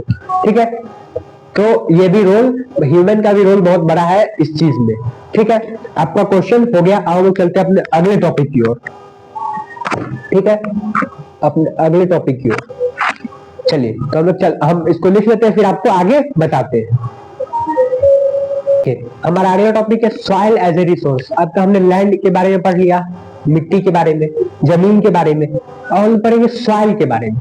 लैंड के बारे में पढ़ लिया, हमें जमीन के बारे में पढ़ लिया। जमीन पर जो मिट्टी है उसके बारे में लोग पढ़े कि सॉइल जो है वो कैसे हमारे लिए रिसोर्स है, कैसे हमारे लिए एक संसाधन के रूप में काम करता है, वर्क करता है। देखिए तो the top most important renewable resource but it takes millions of years to form up to a few centimeter of depth। मतलब कि अगर थोड़ा सा, अगर इतना सा भी मिट्टी अगर बनना हो, मान लो कि ये जमीन है, ठीक है, अगर यहाँ जमीन से लेके यहाँ नीचे तल में जाएंगे, अगर इतना भी मिट्टी अगर बनना हो ना, few centimeter of depth, मतलब कि थोड़ा सा भी मिट्टी अगर बनना हो गहराई का, तो वो जो है वो हजारों करोड़ों साल ले लेता है उसको बनने के लिए। मिट्टी, सॉइल जो है वो एक रिन्यूएबल रिसोर्स है। क्या है? Renewable resource. एक तरह से वो लिविंग थिंग है, लेकिन वो जो है ना धीरे धीरे ग्रो करता है ना, धीरे धीरे ग्रो करता है, धीरे धीरे अपने फॉर्म होता है आराम से। They take millions of year to form, है ना, धीरे धीरे फॉर्म होता है। ठीक है। तो यही कहता है कि अगर मिट्टी, थोड़ा सा भी मिट्टी भी अगर बनना हो तो उसको कितना साल लग जाता है, हजारों करोड़ों साल लग जाता है, वो कंज्यूम कर लेता है थोड़ा सा मिट्टी भी अगर बनना हो तब। ठीक है, फिर कहता है what is soil, the most fertile layer of land is called soil. देखो मोस्ट फर्टाइल लेयर, सबसे फर्टाइल लेयर जो होता है ना जमीन का, उसको कहते हैं हम लोग सॉइल। क्या कहते हैं हम लोग? सॉइल। देखो जैसे कि ये जमीन है, ठीक है, आपके बुक में ना फिगर भी दिया गया होगा सॉइल का, है ना। इसका ये है टॉप मोस्ट लेयर। क्या है? Top most layer. फिर इसके नीचे वाला परत, फिर इसके नीचे वाला परत, इसके नीचे वाला। सबसे फर्टाइल लेयर जो होता है सॉइल का, वो उसके ऊपर वाला परत होता है। क्या होता है? सबसे ऊपर वाला जो टॉप मोस्ट लेयर होता है, ये सबसे ज्यादा फर्टाइल होता है। किसका? सॉइल का। सॉइल का जो सबसे टॉप मोस्ट लेयर होता है सबसे ज्यादा फर्टाइल। तो वही कहता है the top most layer of the most fertile layer of soil is called, the most fertile layer of land is called soil. जमीन का जो सबसे ऊपरी भाग होता है मिट्टी का, वो फर्टाइल होता है, इसलिए उसको कहते हैं हम सॉइल। ठीक है। Soil is a natural renewable resource, मतलब कि प्राकृतिक के द्वारा वो रिप्रोड्यूस होता है कब? मिलियंस ऑफ ईयर, साल बाद बनने में उसको समय लगता है। ठीक है। फिर कहता है soil, soil provides millions of plant growth, मतलब कि सॉइल जो है ना, मिट्टी जो है, वो लाखों करोड़ों जो पेड़ पौधे हैं उनका जीवन को सरवाइव करता है, उनको ग्रोथ करने के लिए मदद करता है। मिट्टी जो है वो लाखों करोड़ों जो पेड़ पौधे हैं उनको सरवाइव करने के लिए, उनको ग्रोथ करने के लिए मदद करता है। ये सही भी बात है। अब जब पेड़ जो उगाएंगे तो हवा में तो उगाएंगे नहीं है, जमीन पे उगाना है। जमीन में मिट्टी फर्टाइल लग जाता है, अच्छे से पेड़ ग्रो होगा, है ना। वही बात है, वही बात कहता है living organism are dependent on the soil. सही बात है। जितने भी लिविंग ऑर्गेनिज्म सब किस पे डिपेंडेंट है? सॉइल पे। हम लोग भी खेती करते थे, किस पे डिपेंडेंट है? सॉइल पे डिपेंडेंट है। सॉइल को फर्टाइल करने के लिए क्या करते हैं? सल्फर, यूरिया, पोटास, डीएपी ये सब डालते हैं ना खेत में, ताकि सॉइल फर्टाइल है। फिर पानी भी देते हैं उसमें, है ना। और फिर हम क्या करते हैं? मल्टीपल क्रॉपिंग भी करते हैं। जैसे कि मान लो अभी गेहूं उगाया तो अगले साल हम अगले सीजन में हम चावल उगाएंगे, फिर अगले सीजन में हम मक्का उगाएंगे, फिर अगले सीजन में मूंग उगाएंगे। अलग अलग तरह के फसल क्यों उगाते हैं? क्योंकि फर्टिलिटी जो है वो मेंटेन रहे सॉइल की, है ना। अगर एक ही तरह का फसल उगाएंगे तो फर्टिलिटी मेंटेन नहीं रहेगा, उसका फर्टिलिटी कम हो जाएगा, है ना। फिर कहता है हमारे देश में 6 प्रकार के सॉइल पाए जाते हैं, है ना। पहला क्या है? एलुवियल सॉइल, दूसरा ब्लैक सॉइल, तीसरा रेड एंड येलो सॉइल, चौथा लेटराइट सॉइल और पांचवा एराइड सॉइल और छठा फॉरेस्ट सॉइल। पहला एलुवियल सॉइल, दूसरा रेड एंड येलो सॉइल, तीसरा ब्लैक सॉइल, चौथा लेटराइट सॉइल, पांचवा एराइड सॉइल और छठा फॉरेस्ट सॉइल। ठीक है ना। हमारे देश में कितने तरह के सॉइल पाए जाते हैं? 6 तरह के सॉइल पाए जाते हैं। अरे बोल भाई, हमारे देश में कितने तरह के सॉइल पाए जाते हैं? 6 तरह के। गिनो तो हाथ में कौन कौन? Alluvial soil, red and yellow soil, black soil, arid soil, forest soil, laterite soil, laterite soil, है ना। ठीक है। चलिए अब हम लोग इसके बारे में डिटेल से पढ़ेंगे कि एलुवियल सॉइल क्या है, लेटराइट सॉइल क्या है, एराइड सॉइल क्या है, इसके बारे में अच्छे से पढ़ेंगे। देखिए तो पहला क्या हमारा? तो पहला हमारा एलुवियल सॉइल। तो एलुवियल सॉइल क्या होता है? देखो it is most fertile soil. Alluvial soil जो होता है ना, सबसे ज्यादा फर्टाइल सॉइल कौन है? Alluvial soil. एलुवियल सॉइल में सबसे ज्यादा खेती किया जाता है। ठीक है। फिर कहता है it is spread over 40% of area in India, मतलब कि इंडिया में, भारत में 40% जगहों पर क्या पाया जाता है? तो एलुवियल सॉइल पाया जाता है। भारत में 40% जगहों पर एलुवियल सॉइल पाया जाता है। फिर कहता है alluvial soil is mostly found in northern and coastal plain in India, मतलब कि एलुवियल सॉइल जो है वो ज्यादातर कहां? नॉर्दर्न प्लेन में और कोस्टल प्लेन में पाया जाता है। फिर कहता है deposited bye Ganga, Brahmaputra, Indus in northern plain and deposited bye deltas of Mahanadi, Godavari, Kaveri and coastal areas. Alluvial soil कहां से आता है? कहां से डिपोजिट होता है? तो देखो कहां से? गंगा नदी से, ब्रह्मपुत्र नदी से, इंडस नदी से और northern plain deposited bye deltas. Deltas जो फॉर्म होते हैं, बड़े बड़े डेल्टा, जैसे कि गंगा और ब्रह्मपुत्र, गंगा नदी और ब्रह्मपुत्र नदी जहां पे मिलकर डेल्टा फॉर्म करती है, उस डेल्टा का क्या नाम है? कमेंट बॉक्स में कमेंट करिए इस डेल्टा का क्या नाम है। उस डेल्टा का नाम है सुंदरबन डेल्टा। क्या नाम है? सुंदरबन डेल्टा। जो गंगा नदी और ब्रह्मपुत्र नदी मिलकर के जिस डेल्टा को फॉर्म करते हैं, उस डेल्टा का नाम क्या है? क्या नाम है? सुंदरबन डेल्टा। ठीक है। चलिए अब कहां से फॉर्म होता है ये एलुवियल सॉइल? तो गंगा नदी, ब्रह्मपुत्रा नदी, Indus river, northern plain deposited bye deltas of Mahanadi के डेल्टास फॉर्म होने से, गोदावरी, कावेरी और कोस्टल एरियाज में डेल्टास फॉर्म होते हैं, उससे भी क्या होता है? एलुवियल सॉइल डिपोजिट होता है। फिर कहता है there are two type of alluvial soil. देखो दो प्रकार के एलुवियल सॉइल होते हैं। पहले क्या है? सॉइल। इंडिया में सॉइल कितने प्रकार के पाए जाते हैं? 6 प्रकार के। 6 प्रकार में से एलुवियल सॉइल जो है वो सबसे ज्यादा फर्टाइल सॉइल होता है, और हमारे देश में 40% हिस्से में क्या पाया जाता है? Alluvial soil. फिर कहता है कि हमारा जो एलुवियल सॉइल है वो गंगा, ब्रह्मपुत्रा, इंडस और कोस्टल प्लेन से फॉर्म होता है, डिपोजिट होता है। फिर कहता है डेल्टाज ऑफ महानदी, कावेरी, कृष्णा और कोस्टल एरिया से क्या फॉर्म होता है?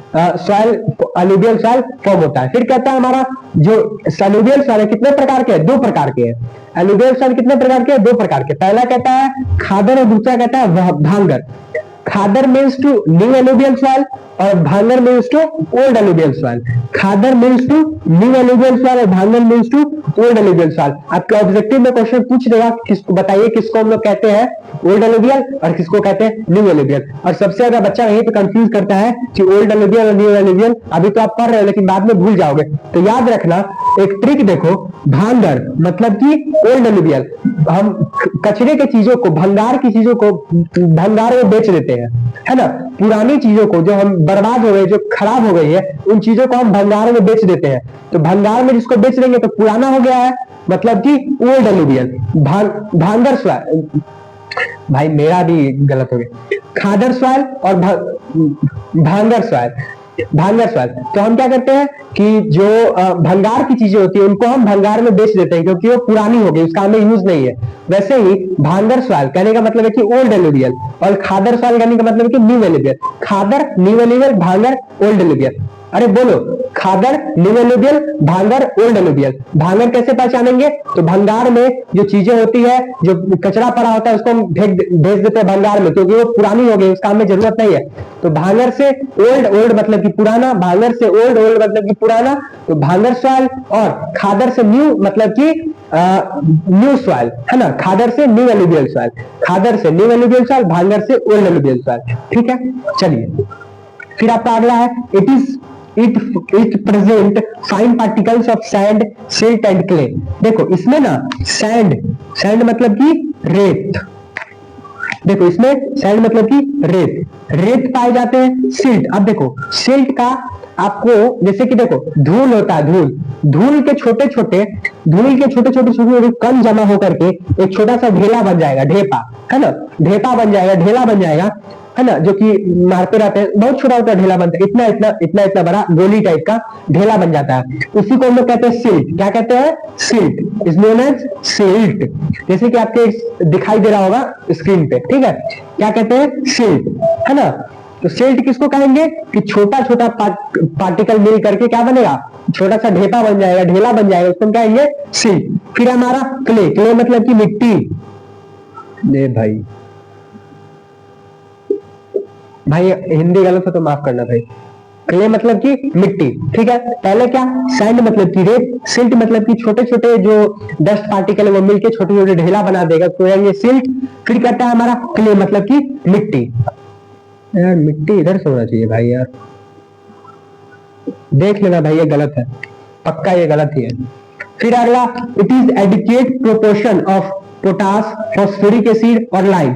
मतलब कि इसमें क्या क्या पाया जाता है? उसमें पोटास की मात्रा पाई जाती है, फॉस्फोरिक एसिड पाया जाता है और लाइम की मात्रा भी पाया जाता है, ठीक है। It is deal for growth of wheat, paddy, sugar cane, soybean, vegetables, fruit etcetera etcetera. देखो, और इसमें क्या हम ज्यादातर उगा सकते हैं? तो ये अच्छा ग्रोन है, बेस्ट ग्रोन क्रॉप है वेट मतलब कि गेहूं, पैडी मतलब कि धान, चावल, ठीक है। फिर शुगर केन मतलब कि गन्ना। फिर है सोयाबीन भी उगता है किसमें? एलुवियल सॉइल में। फिर है वेजिटेबल्स मतलब कि सब्जी, इसमें अगर हम और जोड़ दे तो फ्रूट, और कहीं कहीं तो कॉटन भी उगाया जाता है किसमें? एलुवियल सॉइल में। क्या उगाया जाता है? कॉटन भी, फ्रूट कॉटन, है ना, एटसेट्रा एटसेट्रा। देखिए इसको ना आप इस चैप्टर का ये सब सारी चीजें याद रखो, इसको आप पॉइंट को लिख लो और इसको याद कर लो, और ये वाला ट्रिक नहीं भूलना, आपके एग्जाम में पूछ दे कहीं तो आप गलत मत करके आना, ठीक है ना। है ना।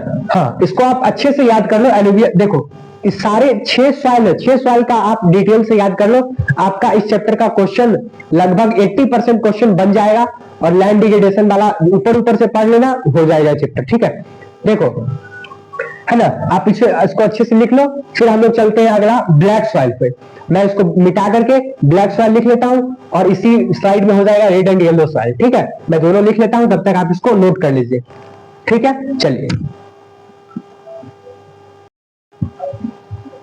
चलिए, हमारा अगला टॉपिक है ब्लैक सॉइल, जो कि दूसरा है। ठीक है, दूसरा सॉइल क्या है? Black soil. देखिए, black soil is also called regur soil. Black soil का दूसरा नाम क्या है? रेंगुर सॉइल। जैसे कि आपका घर पे नाम होगा ना, टिन्नू, मिन्नू, मोटू, छोटू, है ना, स्कूल में कुछ और नाम है ना, तो और तो है ना, तो ये है।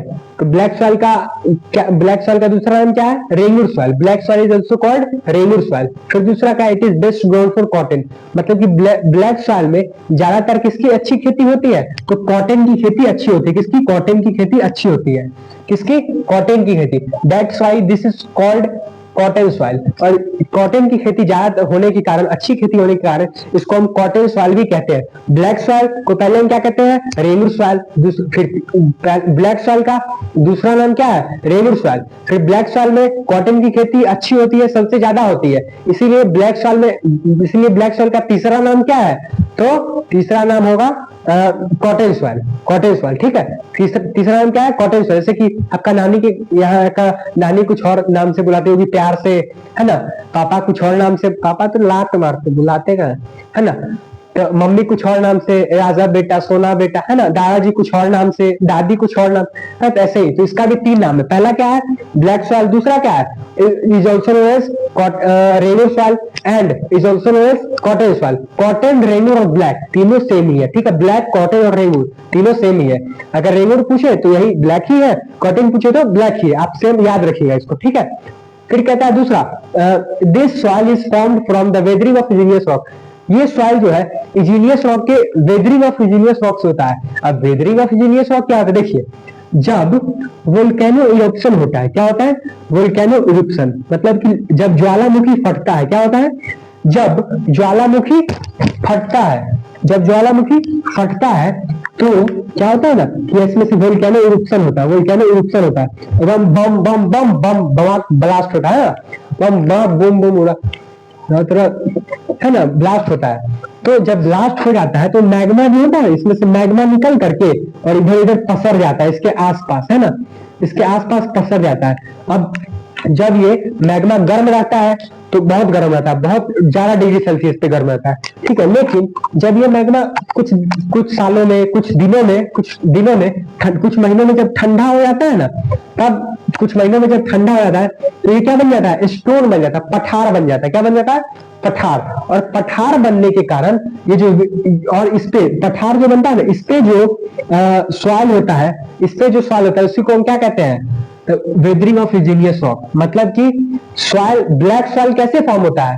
तो जब वोल्केनिक इरप्शन हुआ, इसमें से मैग्मा बाहर निकला, फिर कुछ समय बाद जब मैग्मा ठंडा हो गया तो उस पे जो सॉइल होता है ना, उसके फॉर्म होने से बनता है, उसी को हम कहते हैं ब्लैक सॉइल। तो ब्लैक सॉइल कैसे बनता है?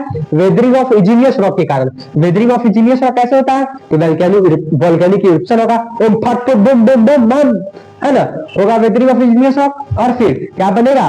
मैग्मा पसर जाएगा, फिर कुछ महीनों बाद जब ठंडा हो जाएगा तो क्या बनेगा? हमारा ब्लैक सॉइल बन जाएगा। ठीक है, ब्लैक सॉइल को हम रेंगुर सॉइल भी कहते हैं, ब्लैक सॉइल को हम कॉटन सॉइल भी कहते हैं। ठीक है, अब साथ साथ बोलते चलो, साथ साथ ना, जल्दी जल्दी, है ना। फिर it is mostly found in Maharashtra, Saurashtra, Malwa, Madhya Pradesh, Chhattisgarh region in Deccan plateau. देखिए, कहां कहां ब्लैक सॉइल पाया जाता है? तो महाराष्ट्र, सौराष्ट्र, मालवा, मध्य प्रदेश, छत्तीसगढ़, फिर इसमें और जोड़ लेना केरला, है ना, केरला, आंध्र प्रदेश, कर्नाटका, केरला, आंध्र प्रदेश, कर्नाटका, है ना, ये सब में कहा क्या पाया जाता है? Black soil. कौन कौन सी जगह पे? महाराष्ट्र, सौराष्ट्र, मालवा, मध्य प्रदेश, आंध्र प्रदेश, केरला, कर्नाटका और छत्तीसगढ़ रीजन में, डेक्कन प्लेट्यू के रीजन में क्या पाया जाता है? ज्यादातर ब्लैक सॉइल पाया जाता है। ब्लैक सॉइल, ब्लैक सॉइल कैसे बनता है? वोल्केनिक इरप्शन होता है तो मैग्मा बाहर निकलता है, मैग्मा कुछ समय बाद से ठंडा हो जाता है तो उसमें जो सॉइल होता है, उसके फूटने से जो सॉइल बनता है या फिर उसके ऊपर जो परत बनता है, उसको हम लोग कहते हैं ब्लैक सॉइल। ब्लैक सॉइल ऐसे ही फॉर्म होता है। ब्लैक सॉइल का 3 नाम क्या है? रेनू सॉइल, कॉटन सॉइल और ब्लैक सॉइल। खुद 3 गुना में, ठीक है। फिर क्या कहता है, black soil can hold the moisture for long time, मतलब कि मॉइस्चर मतलब कि नमी। ब्लैक सॉइल जो है वो नमी को ज्यादा लंबे समय तक रोक करके रख सकता है, होल्ड करके रख सकता है, ठीक है। It present good amount of calcium carbonate, potassium, magnesium and lime present, मतलब ब्लैक सॉइल में पोटेशियम, कैल्शियम कार्बोनेट और मैग्नीशियम ज्यादातर पाया जाता है। यही कहानी किसका है, ब्लैक सॉइल का। आप इसको अच्छे से लिख लीजिए, 5 पॉइंट है, और इसको अच्छे से याद कर लीजिएगा, और ये ट्रिक याद रखिएगा, और याद रखिएगा वेदरिंग ऑफ इग्नियस रॉक क्या होता है, ठीक है। चलिए रेड एंड येलो सॉइल, अब हमारा अगला सवाल है तीसरा कौन, रेड एंड येलो सॉइल, लाल और पीली मिट्टी क्या होती है। देखिए looks red due to diffusion of iron, मतलब कि रेड क्यों दिखता है रेड सॉइल, क्योंकि डिफ्यूजन ऑफ आयरन, मतलब कि FeO, आयरन ऑक्साइड की मात्रा बढ़ने के कारण रेड सॉइल रेड कलर का दिखता है। आयरन ऑक्साइड की मात्रा बढ़ने के कारण रेड सॉइल रेड कलर का दिखता है। बोलो, आयरन ऑक्साइड की मात्रा बढ़ने के कारण, बोलो आयरन ऑक्साइड की मात्रा बढ़ने के कारण, अरे बोलना, आयरन ऑक्साइड की मात्रा बढ़ने के कारण रेड सॉइल रेड दिखता है। इसको 3 बार रिपीट कीजिए, आयरन ऑक्साइड की मात्रा बढ़ने के कारण रेड सॉइल रेड दिखता है, ठीक है। वही कहता है looks red due to diffusion of iron, FeO की मात्रा बढ़ने के कारण ये रेड दिखता है। लुक्स रेड इन हाइड्रेटेड फॉर्म, देखो, और ये येलो दिखता है, पीला दिखता है। ये जो रेड सॉइल है इसी का दूसरा नाम क्या है, येलो सॉइल। दोनों सॉइल एक ही है। जब इसमें आयरन की मात्रा बढ़ेगी तो क्या दिखेगा, रेड दिखेगा। जब ये हाइड्रेटेड फॉर्म में होगा तो ये येलो दिखेगा। अब हाइड्रेटेड फॉर्म क्या है तो बताते हैं। देखो हाइड्रेटेड फॉर्म कहने का मतलब है, जैसे कि देखो आप पानी पीते हो, ठीक है, आप पानी पीते हो तो आपका बॉडी क्या होता है, हाइड्रेटेड रहता है। कहते हैं ना नॉर्मल इंसान के लिए 5 से 6 लीटर पानी जरूरी है एक दिन में, लेकिन पीता तो कोई नहीं है। पीते बहुत सारे लोग पीते नहीं है, जो रूटीन को फॉलो करते हैं, डिसिप्लिन रखते हैं, है ना। तो देखो पानी पीना जरूरी है। जब आप अच्छे से पानी पीते हो तो आपका लीवर, किडनी, पेट साफ रहता है ना, आपको बीमारी कम होती है, नहीं होती है।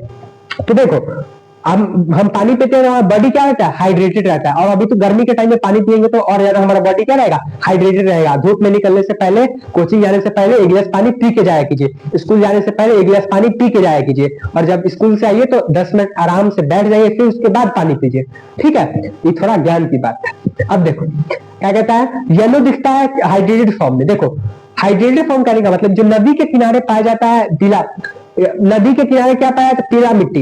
रेत वाला भी मिट्टी पाया जाता है, लेकिन आप याद है कि आपके अगल बगल अगर कोई मिट्टी गिरा हो तो आपके या फिर पापा या फिर कोई भी बोला हो, पीली मिट्टी से हमें कुछ काम करना, कोई पूजा वूजा ऐसा कुछ यूज आता है उसमें, तो पीली मिट्टी कहां से आता है, तो नदी के किनारे से। अब नदी के किनारे क्या पानी रहता है, तो पानी होने के कारण पानी मिट्टी जब सोखता है तो उससे क्या बनता है, हाइड्रेटेड हो जाता है। मिट्टी क्या होता है, हाइड्रेटेड। हम जब पानी पिएंगे तो हम भी हाइड्रेटेड होंगे, वैसे ही मिट्टी सॉरी देखो जब मिट्टी पानी पी लेता है तो मिट्टी भी हाइड्रेटेड हो जाता है, और हाइड्रेटेड हो जाने के कारण किस कलर का हो जाता है, तो येलो कलर का हो जाता है।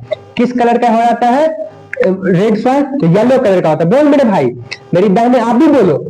जब नदी के किनारे मिट्टी पानी सोखता है तो धीरे धीरे क्या पीले फॉर्म में आ जाता है, और पीली फॉर्म में आने के कहने का क्या मतलब है कि मिट्टी जो है वो हाइड्रेटेड हो गया, इसी को कहते हैं हम लोग येलो सॉइल, ठीक है। फिर कहता है derive from the weathering of crystalline igneous rock, weathering of crystalline igneous rock in low rainfall areas, मतलब कि जहां पे बारिश कम होती है वहां पे weathering of crystalline igneous rock के होने के कारण किसका फॉर्मेशन होता है, रेड और येलो सॉइल। और weathering of crystalline igneous rock क्या है, तो देखो वेदरिंग तो पढ़ा कि इग्नियस रॉक क्या है। वेदरिंग करने का मतलब जब वोल्केनिक इरप्शन हुआ तो मैग्मा बाहर निकला, मैग्मा कुछ समय बाद ठंडा हो गया तो उस पर सॉइल जो जमी उसको क्या कहते हैं, ब्लैक सॉइल। अब देखो इग्नियस रॉक उसको वेदरिंग ऑफ क्रिस्टलीन की जिनमें कांच बनने की पदार्थ की मात्रा नहीं होगी। मतलब देखो जैसे कि कांच जो है ना, ग्लास, शीशा कैसे बनता है, तो शीशा में सैंड से बनता है। किससे बनता है, सैंड से, बालू से, रेत से शीशा बनाया। रेत को बनाया, मुझे नहीं पता उसका प्रोसेस, रेत से शीशा बनाया जाता है। रेत में चूना भी डाला जाता है, और फिर चूना भी डाला जाता है, हाँ, रेत में चूना डाल करके और कुछ मटेरियल होगा उसमें डालने वाला, उसको डाल करके क्या बनाया जाता है, शीशा बनाया जाता है। तो रेत से शीशा बनाया जाता है, तो शीशे बनाने वाली बालू से बनाया जाएगा। तो बालू की मात्रा, मान लो आप इतना समझो कि क्रिस्टलीन इग्नियस रॉक में बालू की मात्रा नहीं होती है, क्रिस्टलीन इग्नियस रॉक में रेत की मात्रा नहीं होती है, ठीक है। और वो लो रेनफॉल एरियाज में ऐसा होता है। कहां पे पाया जाता है लेडर साइल, तो लो रेनफॉल एरिया में, कहने का मतलब जहां पे बारिश कम होती है, ठीक है। क्रिस्टलीन इग्नियस रॉक से क्या मतलब है, मतलब कि जहां पे ग्लास बनने वाले पदार्थों की संख्या नहीं होती है, ठीक है, उसी को कहते हैं crystalline of weathering of crystalline igneous rock. Found in parts of Odisha, Chhattisgarh, southern and eastern part of Deccan plateau. ये कहां कहां पाया जाता है, तो Odisha, Chhattisgarh, southern and eastern part of Deccan plateau में कहा जाता है कौन सा, रेड एंड येलो सॉइल, ठीक है, समझ में आ गया। चलिए अगला हमारा लिटरेट सॉइल। अब लिटरेट सॉइल क्या है, it is found areas with high rainfall and high temperature. ये वैसे एरिया में पाया जाता है जहां पे कि टेम्परेचर भी हाई हो और रेनफॉल भी ज्यादा हो, मतलब कि बारिश भी ज्यादा होती है और गर्मी भी ज्यादा पड़ती है, तभी टेम्परेचर हाई होता है, ठीक है। फिर कहता है this soil is less fertile because its top most layer gets wash due to leaching. अब लीचिंग क्या है, देखो लीचिंग के कारण लेटराइट सॉइल का जो टॉप मोस्ट लेयर है वो हट जाता है और इसीलिए ये लेस फर्टाइल सॉइल बन जाती है। अब लीचिंग क्या है, तो देखो जब बारिश होता है, रेनफॉल होता है, तो उसके मिट्टी के ऊपर का जो परत है वो हट जाता है, और आपको पता है कि मिट्टी के जो ऊपर वाला परत है वही सबसे ज्यादा फर्टाइल होता है। अगर वही हट गया तो जाहिर सी बात है कि मिट्टी लेस फर्टाइल हो जाएगी, है ना। तो less fertile due to leaching, यही कहता है। फिर कहता है very less amount of humus content present, मतलब कि इसमें ह्यूमस कंटेंट जो होगा ना वो बहुत कम मात्रा में प्रेजेंट होगा। अब ह्यूमस कंटेंट क्या है, तो देखो ह्यूमस कंटेंट कहने से मतलब है कि देखो बताते हैं ह्यूमस कंटेंट देखो ह्यूमस कंटेंट में 60% कार्बन होता है, 60% ऑफ कार्बन, है ना, 60% कार्बन, 6% नाइट्रोजन और थोड़ा सा सल्फर और थोड़ा सा सल्फर होगा, ठीक है। क्या, देखो ह्यूमस को बोलते हैं जिसमें कि 60% क्या होगा, कार्बन होगा, 6% नाइट्रोजन होगा और थोड़ा सा सल्फर होगा, उसको हम क्या कहेंगे, ह्यूमस कंटेंट। मतलब कि इन सब की मात्रा नहीं होती है प्रेजेंट होती, सॉरी इस सब की बात है जिसमें प्रेजेंट होती है उसको कहते हैं ह्यूमस कंटेंट। तो क्या कहता है, very less amount of humus, मतलब कि ह्यूमस, कार्बन की मात्रा, नाइट्रोजन की मात्रा और सल्फर की मात्रा इस सॉइल में, लेटराइट सॉइल में कम होती है, इसी के कारण ये लेस फर्टाइल सॉइल होती है, ठीक है। ह्यूमस क्या है, तो 60% नाइट्रोजन, 60% कार्बन, 6% नाइट्रोजन और सल्फर की मात्रा होती है, थोड़ा सा सल्फर, ठीक है, उसी को हम लोग कहते हैं ह्यूमस कंटेंट। क्या कहते हैं, ह्यूमस कंटेंट। फिर अगला कहते हैं यहाँ कहां कहां पाया जाता है, तो it is found in Kerala, Karnataka, Tamil Nadu, Madhya Pradesh, in hilly areas of Odisha, Assam. देखो in found in Kerala, Karnataka, Tamil Nadu, Madhya Pradesh and hilly areas of Odisha and Assam. कहां कहां पाया जाता है, Karnataka, Tamil Nadu, Madhya Pradesh and hilly areas. कहने से क्या मतलब, देखो पहाड़ है, क्या है, ये पहाड़ है, अबे भाई क्या है, पहाड़। अब इसके बीच में ना थोड़ा थोड़ा उठा हुआ जमीन जगह जैसा बन जाएगा, थोड़ा थोड़ा ऊंचा ऊंचा बन जाएगा, उसी को हम लोग कहते हैं हिली एरियाज, ठीक है। तो हिली एरियाज में पाया जाता है कौन सा सॉइल, लेटराइट सॉइल। अब देखो पहाड़ पे बारिश होती है ज्यादा, है ना, पहाड़ पे क्या होती है, बारिश, और हमने पढ़ा है कि ड्यू टू लीचिंग के कारण जो लेटराइट सॉइल का जो टॉप मोस्ट लेयर है वो बह जाता है, और ये भी पढ़ा है कि सॉइल के टॉप मोस्ट लेयर में ही सारा न्यूट्रिएंट्स फर्टिलाइजेशन होता है। तो जब पहाड़ पे जब बारिश होगी, पहाड़ है ये, यहाँ पे जब बारिश होगी तो यहाँ पे जो फर्टाइल एलिमेंट है वो नीचे आ जाएगा, नीचे की तरफ आ जाएगा, और इसीलिए ये लेस फर्टाइल मिट्टी बन जाएगा। क्या बन जाएगा, लेस फर्टाइल मिट्टी बन जाएगा ड्यू टू लीचिंग। तो वही वाला सिस्टम यहाँ पे काम करता है, हिली एरियाज, ठीक है। कहां कहां पाया जाता है, केरला, कर्नाटका, तमिलनाडु, मध्य प्रदेश, हिली एरियाज इन ओडिशा और असम में पाया जाता है, ठीक है।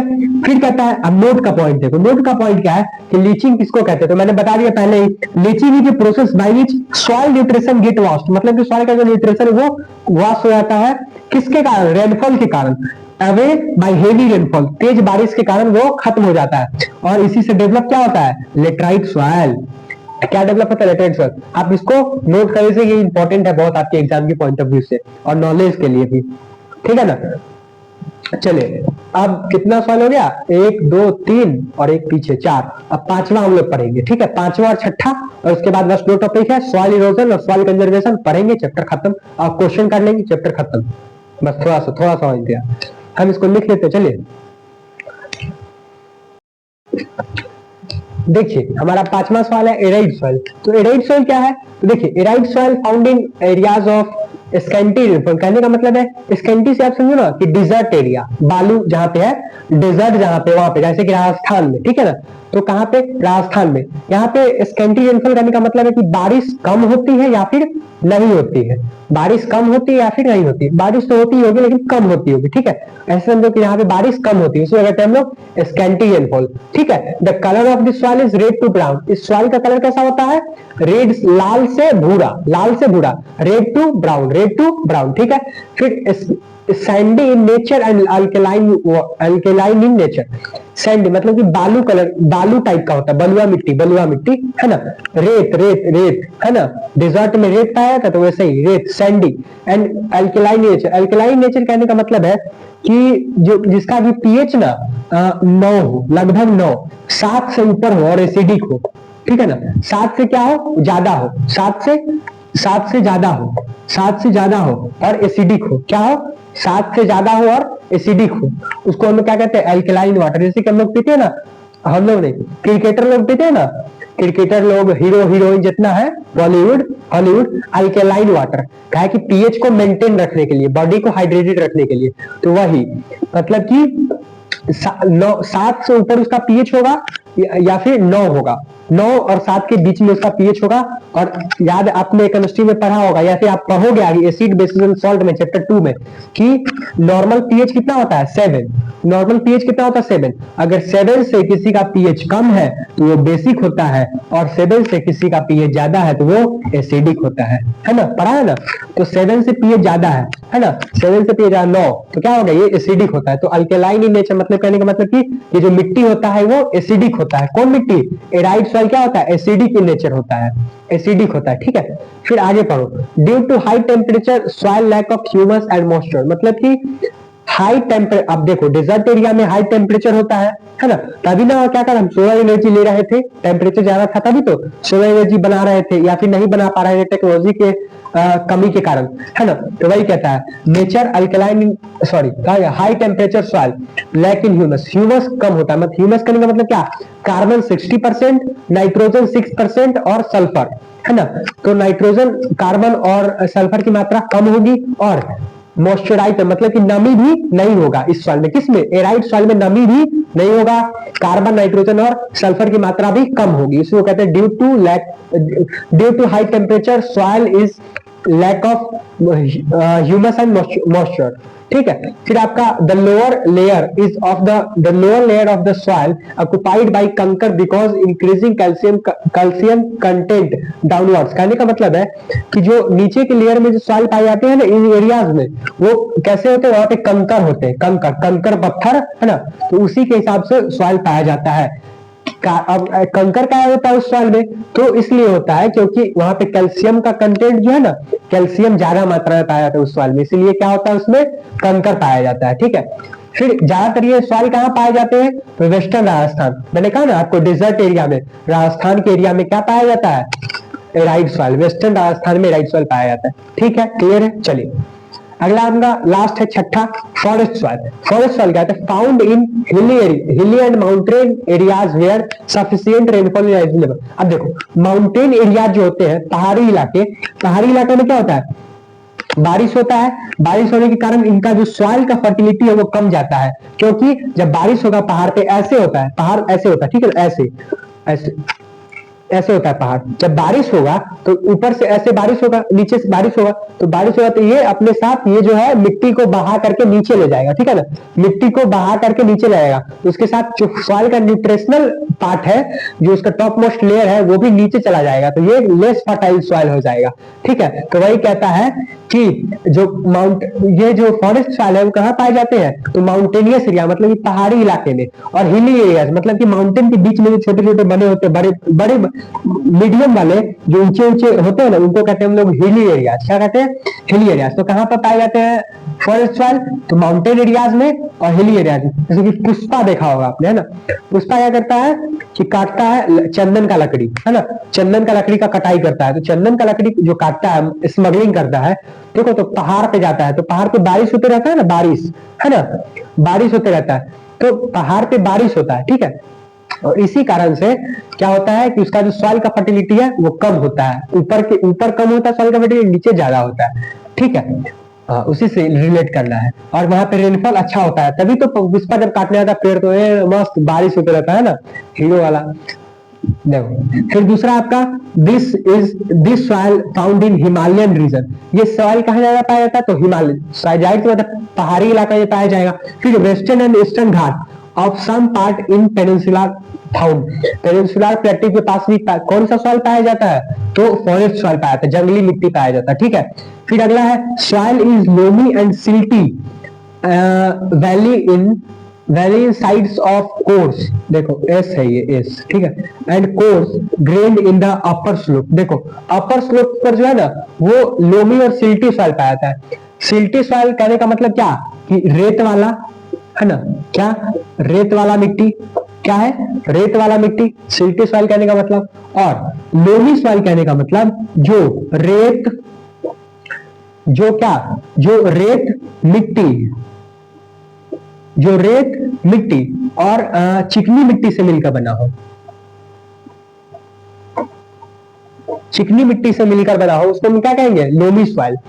जो रेत और चिकनी मिट्टी से, एक मुझे याद नहीं आ रहा, बीच में कुछ और होना चाहिए, है ना, चिकनी मिट्टी से मिलकर बना हो, उसको हम लोग क्या कहते हैं? Loamy soil. क्या कहते हैं? Loamy soil. और सैल्टी सॉइल तब जानते हैं रेत को, है ना, रेत को। तो valley sides of course and grand of upper slope, upper slopes पे पाए जाते हैं कौन से सॉइल?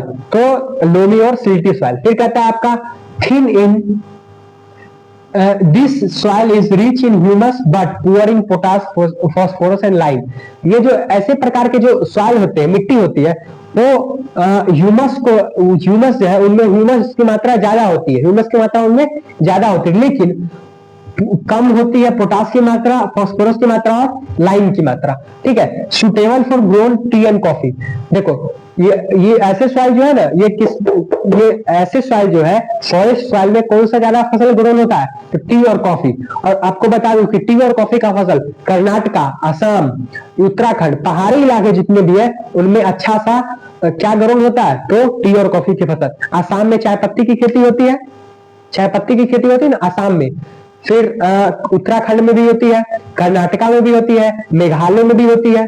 तो इन सब जगहों पे क्या फॉरेस्ट सॉइल होता है और पहाड़ी इलाके में, और इनमें टी और कॉफी की खेती ज्यादा होती है, ठीक है।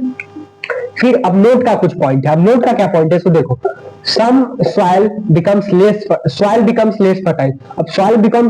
अब सॉइल कम फर्टाइल क्यों? क्योंकि बारिश के कारण ऊपर का जो मिट्टी है वो नीचे बह जाता है, इसलिए लेस फर्टाइल होते हैं, पहला, ठीक है।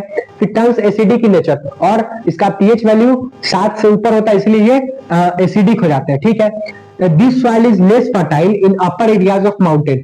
और ये सॉइल जो होते हैं ऊपर के पहाड़ के ऊपरी एरिया में कम फर्टाइल होते हैं, ठीक है, अच्छी बात है। And more fertile in lower areas, और नीचे के एरिया में ज्यादा फर्टाइल, क्योंकि ऊपर का मिट्टी बह करके नीचे आ जाता है, तो नीचे आएगा तो जाहिर सी बात है नीचे में ज्यादा फर्टाइल होगा, ठीक है। चलिए, आपको समझ में आ गया। आपका ये सॉइल का भी खत्म हो गया। अब है आपका सॉइल इरोजन और सॉइल कंजर्वेशन। सॉइल इरोजन क्या होता है और उसको हम कंजर्व कैसे कर सकते हैं, सॉइल को बचाया कैसे जा सकता है, ये 2 टॉपिक है। एक स्लाइड में हम लिख लेते हैं, आपको बता देंगे, और 4-5 क्वेश्चन है, करेंगे 15 मिनट में आपका ये लेक्चर खत्म हो जाएगा, ठीक है। आपका भी छुट्टी, मेरा भी छुट्टी, ठीक है। चलिए, इसको आप नोट कर लीजिए, इसको आप, और इस चीजों को आप याद रखिएगा, है ना।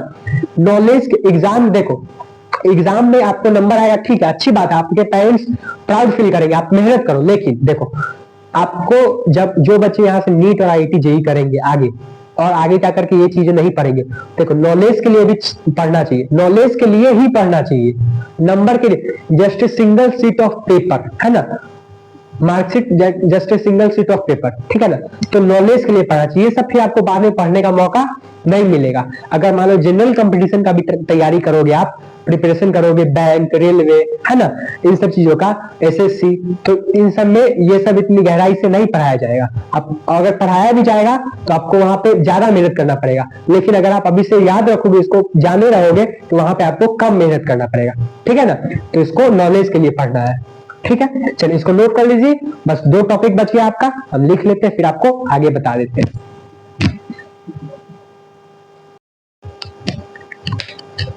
चलिए तो हमारा सेकेंड लास्ट टॉपिक है सॉइल इरोजन। देखिए सॉइल इरोजन क्या होता है, the removal of top most layer of soil is called soil erosion. मतलब कि जब मिट्टी का ऊपरी परत उड़ जाता है, टॉप मोस्ट लेयर हट जाता है, उड़ जाता है, हवा की मदद से, जब तेज हवा चलेगी तो मिट्टी क्या होगा, उड़ जाएगा, अगर तेज पानी आएगा तो मिट्टी उड़ जाएगा, इन दोनों कारणों की वजह से क्या होता है, soil erosion. The top most layer of soil, the topmost layer, the removal of topmost layer of soil is called soil erosion, ठीक है। soil erosion loss soil loss their fertility, और soil erosion होने के कारण ये अपना क्या fertility को लूज कर दे, क्योंकि ऊपरी परत में उसको क्या होता है, न्यूट्रिशन होता है, और वो हट जाता है तो वो ऊपरी परत क्या होता है, कमजोर हो जाता है, इसलिए फर्टिलिटी अच्छे से नहीं हो पाता है, कम लेस फर्टाइल सॉइल हो जाता है, ठीक है। अब देखिए, अब सॉइल इरोजन जो है ना, चार टाइप की होती है। सॉइल इरोजन 4 टाइप की होती है। पहला क्या है, गली इरोजन, जिसको हम लोग रिवाइस इरोजन भी कहते हैं, ठीक है। फिर दूसरा क्या है, सॉरी 3 टाइप के होते हैं। पहला है गली इरोजन, जिसको हम लोग रिवाइस इरोजन भी कहते हैं। फिर दूसरा क्या है, सीट इरोजन, और तीसरा क्या है, विंड इरोजन। अब देखिए गली इरोजन कहने का मतलब क्या है कि देखिए आपके बुक में फोटो भी दिया गया, देखो जब पानी हम लोग देंगे, ठीक है, पानी बहा, हम लोग पानी कहीं पे दिए, मान लो पाइप से पानी पटा रहे खेत में, ठीक है, जाके पूरा पानी, मान लो खेत है, ठीक है, इसमें पानी पटाए, इधर से पाइप ले गए इसमें और पानी दिए, इसमें पानी दिए, अब यहाँ पे जाके ना मिट्टी, थोड़ा पानी जाते जाते यहाँ पे कदवाइन हो जाएगा, कदवाइन, कादो, जैसे कि देखो बारिश होता है ना, तो कहीं पे दलदल होता है थोड़ा सा, तो वहां पैर रखते तो क्या होता है, पैर में धंस जाता है उसमें, है ना, धंस जाता है पूरा, लगता है कि क्या हो गया पता नहीं, जल्दी से पैर वर्ड है ना, कदवाइन कादो टाइप का हो जाता है, कादो टाइप का हो जाता है ना, उसको हम लोग क्या कहते हैं, गिली इरोजन। क्या कहते हैं, आपके फोटो भी आपको स्क्रीन पर दिख रहा होगा, ठीक है, गिली इरोजन। गिल्ली इरोजन किसको कहते हैं, जहां पे हम पानी देते हैं और पानी देने के कारण वहां पे दलदल टाइप का हो जाता है, कदवाइन टाइप का हो जाता है, उसको हम लोग क्या कहते हैं, गिली इरोजन। और यही चीज अगर चंबल एरिया में होता है, इसमें चंबल रीजन मतलब कि थोड़ा सा पहाड़ी इलाका, यहाँ पे सूखे पहाड़, आपके फोटो दिख रहा होगा, ठीक है, जब चंबल रीजन में यही चीज होता है तो इसको हम क्या कहते हैं, रवाइस इरोजन। जब हम नॉर्मल एरिया में हम जब पानी देते हैं और वहां पे दलदल हो जाता है, थोड़ा सा दलदल हो जाता है, वहां का सॉइल क्या होता है, गहरा हो जाता है, ठीक है ना, जब पानी देते हो तो पानी देने के कारण दलदल हो जाता है वहां पे, और ऊपर का जो मिट्टी है वो हट जाता है, तो उसको क्या कहते हैं हम लोग, कदवाइन हो जाता है, और उसको क्या कहते हैं हम लोग, गिली इरोजन। और वही चीज अगर चंबल वाले एरिया में होता है, जैसे कि आपको फोटो दिख रहा होगा, चंबल वाले रीजन में होता है, उसको हम लोग कहते हैं रवाइस इरोजन, ठीक है। फिर दूसरा हमारा सीट इरोजन। सीट इरोजन करने का मतलब कि एक बार दहा के पानी मारो, तो दहा मार फोर्स से उधिया दो सब पानी, है ना, एकदम दहा के पानी मारेंगे तो क्या होगा कि ऊपर का जो मिट्टी है, ये टॉप मोस्ट लेयर ये हट जाएगा, और इसको कहेंगे हम लोग सीट इरोजन। क्या कहेंगे, सीट इरोजन। गिली इरोजन किसको, जो कि पानी मारे, ठीक है, और कदवाइन टाइप का हो गया, कादो टाइप का हो गया, और ऊपर का मिट्टी भी हट गया, उसको हम लोग कहेंगे गिली इरोजन। और वही चीज अगर चंबल में हुआ, चंबल रीजन में, तो हम कहेंगे रवाइस इरोजन। लेकिन सीट इरोजन उसको कहेंगे, सीट इरोजन उसको कहेंगे जो कि मारे दहवा के पानी मारे, है ना, जब फ्लो पानी में पूरा जाने दो जई तो ना, तो ऊपर को जब हट जाएगा ये वाला मिट्टी, तो उसको हम कहेंगे सीट इरोजन। फिर हमारा विंड इरोजन। विंड इरोजन क्या है, जब खूब एकदम आंधी तूफान बरमंडर उठा, आंधी उठा, कपड़ा उपड़ा आपका उधिया गया छत पर का, है ना, मार उधिया गया, दूसरा के छत पर चल गया, पकड़ो बोड़ा उड़ा उधिया गया, उसको हम क्या कहेंगे, विंड की मदद से, हवा की मदद से, जब ऊपर का टॉपमोस्ट लेयर जब उड़ जाता है तो हम लोग कहते हैं विंड इरोजन। समझ में आया, गिली इरोजन, दूसरा सीट इरोजन, बहवा के पानी मारो एकदम पूरा खेत में उधिया दो, तो उसको हम लोग कहेंगे सीट इरोजन। तीसरा विंड इरोजन, मतलब कि हवा की मदद से जो उड़ जाएगा तो हम लोग कहेंगे विंड इरोजन। ठीक है, चलिए फिर ये तो हुआ सॉइल इरोजन, मतलब कि सॉइल खराब होता है, सॉइल का टॉप मोस्ट लेयर हट जाता है, न्यूट्रिशन कम हो जाता है। अब हमारा दूसरा है सॉइल कंजर्वेशन। इसको बचाया कैसे जा सकता है, इसको रोका कैसे जा सकता है? देखो पहला हम कर सकते हैं काउंटर प्लगिंग। काउंटर प्लगिंग कहने का मतलब है कि काउंटर प्लगिंग हम करेंगे तो देखो क्या होगा। काउंटर प्लगिंग हम किसान जब खेती करता है, किसान जब खेती करता है और बीच में कतार, एक कतार में खेती करता है, जैसे कि यहाँ पे खेती हुआ, फिर यहाँ पे खेती किया, फिर यहाँ पे खेती किया, फिर यहाँ पे, यहाँ पे, यहाँ पे, है ना, यहाँ पे खेती करता गया और यहाँ से जब इसमें हम पानी दिए तो ये क्या हुआ, बीच में चला गया, फिर इधर से उधर आ गया, फिर इधर पानी दिए, फिर इसमें, फिर इसमें, फिर इसमें, इसमें। तो इससे ना अब नुकसान नहीं हुआ, है ना, मिट्टी को नुकसान नहीं हुआ। ये काउंटर लाइन के थ्रू, लाइन कतार टाइप का देखा, लाइन टाइप का, है ना, इस लाइन में किए, फिर इस लाइन में, फिर इस लाइन में, फिर इसमें, इसमें, इसमें। तो इसमें अगर पानी देंगे ना तो क्या होगा कि ये जो मिट्टी है ना ये बहेगा नहीं, ये धीरे धीरे पानी सबके पास चला जाएगा, है ना, बीच में मेंटेन रहेगा इसका वाटर लेवल। तो इसको हम लोग क्या कहेंगे, हम लोग कहते हैं काउंटर प्लगिंग। मतलब कि किसान जब खेती करता है काउंटर लाइन में, एक कतार में जब खेती करता है तो उसको हम लोग कहते हैं काउंटर प्लगिंग। ठीक है, फिर दूसरा क्या है, टेरेस फार्मिंग। अब टेरेस फार्मिंग क्या है, तो देखो टेरेस फार्मिंग करने का मतलब है कि ऐसे ऐसे, आपको स्क्रीन पे फिगर भी दिख रहा होगा, देखो ये ना माउंटेन पे होता है। कहां पे होता है, माउंटेन पे। माउंटेन पे ना बारिश होने के कारण याद है कि सब जो होता है क्या कहते हैं उसको, टॉप मोस्ट लेयर उसका बह जाता है ना। तो जब बह जाता है टॉप मोस्ट लेयर तो मिट्टी तो नीचे आ जाता है। तो पहले माउंटेन ऐसे था, तो बारिश हुआ तो मिट्टी सब नीचे आ गया। अब माउंटेन का हम क्या कर दिए, उसको टेरेस फार्मिंग कर दिए। मतलब कि अब बारिश होगा तो मिट्टी यहां से यहां आएगा, फिर यहां से यहां आएगा, लेकिन यहाँ पे तो रहेगा, इस सब जगहों पर तो मिट्टी रहेगा ना, फर्टाइल मिट्टी रहेगा। तो इस पर हम क्या कर सकते हैं, खेती कर सकते हैं अच्छे से, है ना, खेती कर सकते हैं। इसी को कहते हैं हम लोग टेरेस फार्मिंग। अब टेरेस फार्मिंग कैसे याद रखना है, तो देखो छत को कहते हैं टेरेस। ठीक है, टेरेस, उसके जाने के लिए हम यूज करते हैं किसका, सीढ़ी का। अब इसको चढ़ने के लिए सीढ़ी बाई सीढ़ी, एक सीढ़ी, दो सीढ़ी, तीन सीढ़ी, 4 5 6 7, फिर 1 2 3 4 5 6 7। आपके स्क्रीन पे फिगर भी दिख रहा होगा, ठीक है ना। इसको हम क्या कहते हैं, टेरेस फार्मिंग। क्या कहते हैं, टेरेस फार्मिंग। मतलब कि जब गोला आकार में, जब टेरेस के आकार में, जब सीढ़ी के आकार में हम फार्मिंग करते हैं, माउंटेन एरियाज पे ये फार्मिंग होता है। ठीक है, तो और इसको फर्टिलिटी को हम बचा लेते हैं, सॉइल के फर्टिलिटी को, उसको हम कहते हैं टेरेस फार्मिंग। ठीक है, समझ में आया सबको। पहला क्या था, काउंटर प्लगिंग। मतलब कि एक लाइन में, एक कतार में करते हैं हम जब खेती, अलग अलग हट हट के, उसको कहते हैं हम लोग काउंटर प्लगिंग। काउंटर लाइन में करते हैं हम लोग इस खेती। और टेरेस फार्मिंग मतलब कि हम ऐसे इस आकार का, टेरेस आकार का बना देते, छत आकार का बना देते हैं, और सीढ़ी आकार का, सीढ़ी टाइप बना देते हैं इसमें, और इसको हम लोग जब इसमें फार्मिंग करते हैं तो इसको हम कहते हैं टेरेस फार्मिंग। और फिर हमारा चौथा है, तीसरा है स्ट्रिप फार्मिंग। अब देखो, अब स्ट्रिप फार्मिंग क्या होता है, कि स्ट्रिप फार्मिंग क्या होता है, देखो स्ट्रिप फार्मिंग जब किसान खेती करता है, मान लो यहाँ फसल लगाया, ठीक है, यहाँ पे फसल लगाया, यहाँ पे फसल लगाया, और बीच में घास लगा दिया, बड़ा बड़ा घास, बड़ा बड़ा घास, मस्त बड़ा बड़ा ढांचा, है ना, ढांचा टाइप का, इकड़ी टाइप का घास। और फिर लगाया फसल, फिर फसल, और फिर लगाया घास, मस्त बड़ा बड़ा इकड़ी लगाया, तो बड़ा बड़ा इकड़ी जो नहीं खेत में छूते तो हाथ कट जाता है कभी कभी, वही वाला इकड़ी लगा। फिर क्या किया, ये फिर लगा दिया, ये फसल लगा दिया। अब देखो यहाँ पे फसल लगाया, फिर क्या लगाया, घास, बड़े बड़े घास, फिर यहाँ पे फसल, फिर घास, फिर फसल, फिर घास, फिर फसल, फिर घास। अब इसको करने से क्या, यहाँ पे घास, फिर फसल। अब इसको करने से क्या फायदा मिला कि हवा चला, विंड उठा, हवा चला, पवन देव घुसियाए, तो हवा का वेग बढ़ाए, हवा का वेग बढ़ाए तो इधर आया हवा। अब मान ये नहीं रहा घास, 100 फसल उधिया देगा, 100 मिट्टी उट्टी उड़ जाएगा, है ना, फसल से सब बर्बाद हो जाएगा। तो इसी को रोकने के लिए बीच में घास लगाया गया, और घास क्या करेगा, हवा के वेग को, हवा के गति को, हवा के स्पीड को कम कर देगा। क्या करेगा, अब यहां से आया तो यहाँ पे हवा कम हो जाएगा, तो फिर यहाँ आएगा, फिर यहाँ पे और कम हो जाएगा हवा, फिर यहाँ आएगा, फिर यहाँ पे और कम हो जाएगा हवा। इससे क्या होगा, फसल बच जाएगा, है ना, क्या होगा, फसल बच जाएगा। इसी को हम लोग कहते हैं स्ट्रिप फार्मिंग। क्या कहते हैं, स्ट्रिप फार्मिंग। स्ट्रिप फार्मिंग किसको कहते हैं, कि हम खेती करें, फिर उसके बीच में बड़े बड़े घास लगा दे, फिर उसके बीच में खेती करें, फिर घास लगा दे, फिर खेती करें, उसी को कहते हैं हम लोग क्या, स्ट्रिप फार्मिंग। ठीक है, स्ट्रिप फार्मिंग।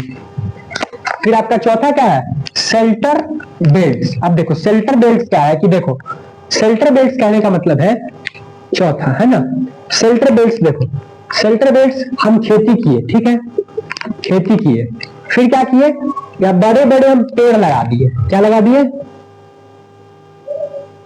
पेड़। क्या लगा दिए, पेड़, ट्रीज, पेड़, है ना। फिर हम क्या किए, अरे भाई देखो, पेड़, पहले हम खेती किए, फिर पेड़ लगा दिए, फिर खेती किए, फिर पेड़ लगा दिए, फिर ट्रीज लगा दिए, फिर खेती की है नीचे में, फिर खेती की है हम। ठीक है, तो इसी को हम लोग कहते हैं शेल्टर बेल्ट्स। क्या कहते हैं हम लोग, शेल्टर बेल्ट्स। देखो हम खेती किए, पेड़ लगा दिए, फिर खेती किए, फिर पेड़ लगा दिए, फिर खेती किए। अब जब हवा आएगा, जब विंड आएगा, पवन देव जब घुसियाएंगे, जब अपना वेग भेजेंगे, अपना स्पीड भेजेंगे हवा का, तो क्या होगा, इन पेड़ हवा सोख लेगा, पेड़ सब हवा के स्पीड को कम कर देगा, फिर जो बचेगा ये पेड़ कम कर देगा, फिर जो बचेगा आगे वाला पेड़ कम कर देगा, ऐसे ही कर करके और फसल बच जाएगा। इसी को कहते हैं शेल्टर बेल्ट। शेल्टर बेल्ट किसको कहते हैं, हम फार्मिंग करेंगे और बीच में क्या लगा देंगे, पेड़ लगा देंगे, उसको कहते हैं हम लोग शेल्टर बेल्ट। हम इस पूरे टॉपिक को रिवाइज करते हैं। देखिए पहला क्या था हमारा, सॉइल इरोजन, मिट्टी के ऊपरी परत उड़ जाएगा, उधिया जाएगा पानी की मदद से या फिर हवा की मदद से, उसको कहेंगे सॉइल इरोजन। तीन प्रकार के सॉइल इरोजन होते हैं। पहला क्या होता है, गली इरोजन। गली इरोजन मतलब कि जब हम पानी देंगे और वहां पे मिट्टी कदवाइन हो जाएगा, दलदल हो जाएगा, और उसको ऊपर मोस्ट लेयर हट जाएगा, वाश हो जाएगा और वहां पे कदवाइन हो जाएगा, उसको हम लोग कहेंगे गिल्ली इरोजन। अब यही सेम चीज जब चंबल वाले इलाके में होगी तो हम लोग कहेंगे उसको रवाइस इरोजन। फिर हम सीट इरोजन, मतलब कि एक में ढहरा के पानी मारेंगे और पूरा उधिया जाएगा ऊपर का मिट्टी का लेयर, उसको हम लोग कहेंगे सीट इरोजन। फिर विंड इरोजन, मतलब कि हवा के वेग से, हवा के गति से, हवा के स्पीड से जब पवन देव अपना वेग देंगे तो इधर से मिट्टी क्या उड़ जाएगा, तो ऊपर का मिट्टी उड़ गया तो न्यूट्रिशन वहां पे उड़ गया, तो क्या बचा, उसको हम कहेंगे विंड इरोजन। फिर हमारा सॉइल कंजर्वेशन, ये तो हुआ सॉइल का इरोजन का प्रॉब्लम, कि प्रॉब्लम से ये सब क्या होता है, फर्टिलिटी कम जाता है। अब इसको रोकने का क्या तरीका है, देखो काउंटर प्लगिंग। काउंटर प्लगिंग कहने का क्या मतलब है, कि हम काउंटर लाइन्स में खेती करें। क्या करें, काउंटर लाइन्स में खेती करें। काउंटर लाइन्स करने का मतलब कि ऐसे ऐसे कतार में खेती करें, है ना, ताकि पानी देंगे ना हम इसमें तो ये पानी घुल मिल जाएगा और वाटर लेवल मेंटेन रहेगा इसमें। ठीक है, फिर दूसरा हमारा टेरेस फार्मिंग, मतलब कि छत वाला है स्थिति, छत वाला, ऊपर नीचे ऐसे ऐसे ऐसे सीढ़ी टाइप बना बना के हम जब फार्मिंग करेंगे, माउंटेन एरिया पे ये फार्मिंग होता है। ठीक है, तो क्या कहेंगे उसको, टेरेस फार्मिंग। फिर हमारा स्ट्रिप क्रॉप, स्ट्रिप फार्मिंग, मतलब कि हम बीच बीच में ये लगाएंगे फसल, फिर लगाएंगे घास, फिर लगाएंगे फसल, फिर घास, फिर फसल, फिर घास, ऐसे कर करके, और जब हवा चलेगा तो यह घास जो होगा वो क्या करेगा, हवा के वेग को, स्पीड को कम कर देगा और क्रॉप को बचा लेगा, फसल को बचा लेगा, उसको हम लोग क्या कहेंगे, स्ट्रिप फार्मिंग। और वही चीज शेल्टर बेल्ट्स है। शेल्टर बेल्ट्स में घास न लगा के बड़े बड़े पेड़ लगा देंगे तो हम लोग कहेगा शेल्टर बेल्ट्स। समझ में आ गया। चलिए अब जल्दी से क्वेश्चन का 5 मिनट में आपका लेक्चर खत्म, 5 मिनट बस। देखो 123 देखिए आपको क्वेश्चन शो हो रहा होगा। देखिए, which type of soil in India is most dispersed and alluvial. देखो आपने सबसे पहले पढ़ा एलुवियल सॉइल। एलुवियल सॉइल जो होता है इंडिया में 40% पाया जाता है। कितना पाया जाता है, 40%। और सबसे ज्यादा ग्रोन सॉइल कौन है, जिसमें क्रॉप उगाया जाता है, तो एलुवियल सॉइल पे, एलुवियल सॉइल पे, है ना। वेट, मेज, है ना, उगाए थे ना। फिर इस पे कुछ जगह पे कॉटन भी उगाया जाता है ना, शुगर केन, गन्ना, है ना, फिर क्या कहते हैं, फ्रूट, वेजिटेबल, ये सब उगाया जाता है ना एलुवियल सॉइल पे। तो वही कहता है, इंग्लिश में पढ़ो कि alluvial soil is the most widely spread important in soil in India. सबसे इंपॉर्टेंट सॉइल 40% आया जाता है। ठीक है, the entire northern plain are the made of alluvial soil. Northern plain में ज्यादातर एलुवियल सॉइल पाया जाता है, उसको हम लोग कहते हैं northern plain is made up of alluvial soil से बना है नॉर्दर्न प्लेन। ठीक है, फिर आपका दूसरा क्वेश्चन शो हो रहा होगा। देखो what is leaching soil, which soil is developed due to it. अब लीचिंग क्या होता है, लीचिंग नोट के पॉइंट में लिखाए थे ना, और बताए थे किस में, लेटराइट सॉइल में। क्या बताए थे कि लीचिंग वो प्रोसेस होता है जिससे कि रेनफॉल होने के कारण, बारिश होने के कारण सॉइल के जो ऊपर टॉप मोस्ट लेयर होता है वो बह जाता है हेवी रेनफॉल के कारण, उसी को कहते हैं लीचिंग। और उससे क्या प्रोड्यूस होता है, क्या बनता है, तो हमारा फॉर्म होता है उससे लेटराइट सॉइल। तो वही कहता है इंग्लिश में, देखो leaching is a process by which soil nutrition gate washed of heavy rain के कारण वो न्यूट्रिशन वॉश हो जाता है और डेवलप क्या होता है, लेटराइट सॉइल डेवलप होता है। ठीक है। और 42 नंबर जो क्वेश्चन था एलुवियल सॉइल वाला, वो आपके सीबीएसई 2019 में पूछा गया है, और ये जो लीचिंग वाला था ये भी नहीं पूछा गया, शायद पूछ लिया जाए, नॉलेज के लिए आप याद रखिएगा। ठीक है। फिर आपका अगला क्वेश्चन है 125-15, एक मिनट बस। 15 नंबर देखिए, describe any 3 main features of black soil found in India. ये 2019 में पूछा गया है। फिर क्वेश्चन का लैंग्वेज चेंज कर दिया, देखो discuss the nature and distribution of black soil in India, same है। Give the characteristic of soil used for growing cotton. अच्छा, कॉटन किस सॉइल में ज्यादातर ग्रो होता है, तो एलुवियल एलुवियल सॉइल में कहीं कहीं ग्रो होता है, और बेसिकली ब्लैक सॉइल को ही हम कॉटन सॉइल कहते हैं, और रेंगुर सॉइल भी कहते हैं ब्लैक सॉइल को। ठीक है। फिर आपका क्या है, write 3 main characteristic of black soil. अब देखो 3 मेन कैरेक्टरिस्टिक लिखना है किसका, ब्लैक सॉइल का। Black soil is also known as regur soil, black soil is also known as cotton soil, black soil is grown for tea और coffee उगाया जाता है सबसे ज्यादा। फिर कहां कहां पे ब्लैक सॉइल पाया था, महाराष्ट्र, सौराष्ट्र, कर्नाटका, मध्य प्रदेश, आंध्र प्रदेश, उत्तराखंड, पहाड़ी इलाकों में क्या पाया जाता है, ब्लैक सॉइल, और टी और कॉफी का खेती किया जाता है। अब तीनों कैरेक्टरिस्टिक, तो पहला है it is made up of finally clay material with high moisture resign capacity. ठीक है, इसमें ज्यादा मॉइस्चर होता है, सही बात है। It is rich in soil nutrients, calcium carbonate, magnesium, potash, lime, but poor in phosphoric acid. इसमें कार्बोनेट, कैल्शियम कार्बोनेट और मैग्नीशियम पाया जाता है, लेकिन कम क्या पाया जाता है, तो कम आपका फॉस्फोरिक एसिड कम पाया जाता है। फिर कहता है it develops deep crack during hot weather helping in poor aeration of the soil, hot weather helping proper education. It develops deep cracks during, अच्छा इसमें बीच में क्रैक आता है कब, जब वेदर हॉट होता है, जब वातावरण गर्म होता है तो बीच में इसमें क्रैक जाने लगता है। अब देखो आप इससे याद करो कि आईपीएल में जब पिच बनाया जाता है तो रेड और ब्लैक सॉइल का बनाया जाता है, ठीक है ना, रेड और ब्लैक सॉइल का बनाया जाता है। तो ब्लैक सॉइल क्या कहता है, अब देखो वो पिच, जब पिच रिपोर्ट आता है, जब कोई वहां पे जाके पिच रिपोर्ट करता है मैच से पहले, तो क्या देखो पिच देखो कि बीच बीच में दरार आया हुआ रहता है, बीच बीच में दरार आया हुआ रहता है ना, दरार आया हुआ रहता है। तो दरार क्यों आता है, क्योंकि ब्लैक सॉइल में दरार आता है। और क्यों आता है, तो देखो क्योंकि वेदर गर्म होता है इसके कारण दरार आता है। ठीक है, तो वहां से याद रखना, वेदर जब गर्म होता है तो ब्लैक सॉइल में दरार फटने लगता है, जैसे कि मैच के पिच पर, मैच का पिच जो होता है रेड और ब्लैक सॉइल से बनाया जाता है। ठीक है, बाउंस मिलेगा, टर्न मिलेगा, स्पिन मिलेगा, वो है वाला। फिर चौथा कहता है it is found in the plateau of Maharashtra, Gujarat, Madhya Pradesh, Chhattisgarh, Godavari, Krishna valleys के पाया जाता है। कहाँ पे, पहले ही बता दिया, वहां सब कहाँ पे क्या पाया जाता है, ब्लैक सॉइल। क्या पाया जाता है, ब्लैक सॉइल। ये 2015 और 2019 में आपका क्वेश्चन पूछा गया प्रीवियस ईयर में। ठीक है, फिर आपका अगला क्वेश्चन है, अगला क्वेश्चन 126 to 17। अब देखो आपका अगला क्वेश्चन है 17 number, mention any 2 human activities which are responsible for the process of soil erosion. अच्छा, ह्यूमन एक्टिविटीज बताइए जिससे कि सॉइल इरोजन होता है। ठीक है, फिर क्या कहता है, explain the 2 type of soil erosion mostly observe in India. अब बताइए, तो कहता है क्या, कौन सी ह्यूमन एक्टिविटीज है जिसके कारण की सॉइल इरोजन होता है। तो देखो माइनिंग एक्टिविटीज, हम माइनिंग करते हैं ना, उससे क्या होता है, सॉइल इरोजन होता है ना, माइनिंग एक्टिविटीज के कारण भी सॉइल इरोजन होता है। और फिर कहता है कि इंडिया में मोस्टली क्या क्या इरोजन होता है, सॉइल इरोजन। तो देखो गिल्ली इरोजन, सीट इरोजन होता है ना, और विंड इरोजन। तो गिल्ली इरोजन मतलब कि पानी को हम देंगे, पानी देंगे, उसमें पानी को दहाएंगे, क्या होगा, गिल्ली इरोजन होगा, कदवाइन टाइप का, दलदल टाइप का हो जाएगा, तो होगा गिल्ली इरोजन। और फिर सीट इरोजन, मतलब एक केवड़ी बहा के पानी मारेगा तो होगा सीट इरोजन। ठीक है, तो माइनिंग एक्टिविटीज जो ह्यूमंस के द्वारा किया जाता है वो क्या होता है, वो किसको बढ़ावा देता है? तो सॉइल इरोजन को बढ़ावा देता है। क्या? डिफॉरेस्ट, और जंगलों को हम काटते हैं तो वो भी क्या होता है?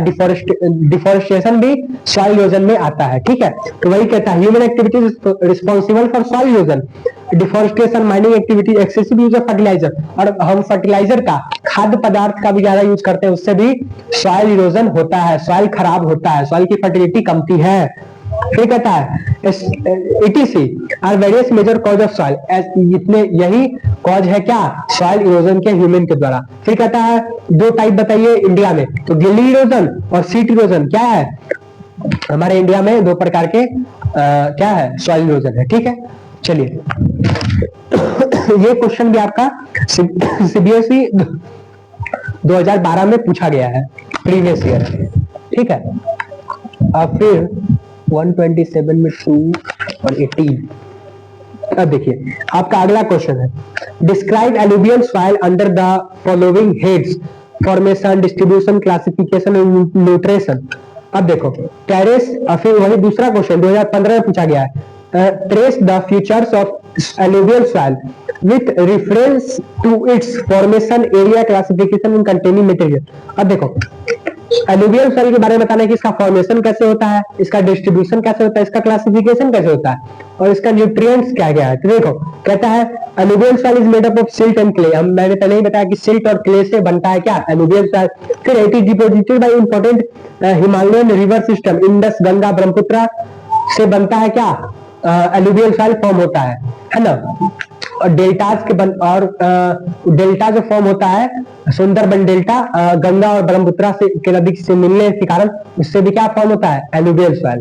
ठीक है, फिर इंडस नदी से भी एलुवियल सॉइल फॉर्म होता है। It is bigger and closer in the upper reaches of the river and become finer as the river flow down. और रिवर के फ्लो होने के कारण क्या होता है? एलुवियल सॉइल भी बनता है, फॉर्म होता है। ठीक है, फॉर्मेशन पढ़ लिए।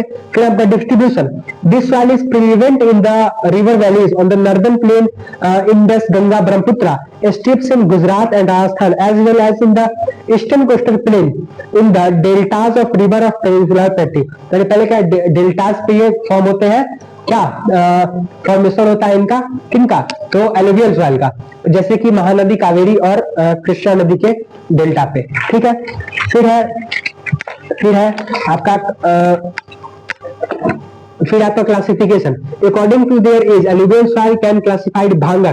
देखो तो पहले बताया था कि ओल्ड एलुवियल और न्यू एलुवियल। ओल्ड एलुवियल मतलब इसको कि भंगार में बेच दो तो भांगर, और न्यू एलुवियल मतलब कि जो खादर है वो न्यू एलुवियल है। तो यही हुआ क्लासिफिकेशन। खादर है हाइयर कंसेंट्रेशन ऑफ कंकर, खादर में क्या होता है? कंकर ज्यादा होता है।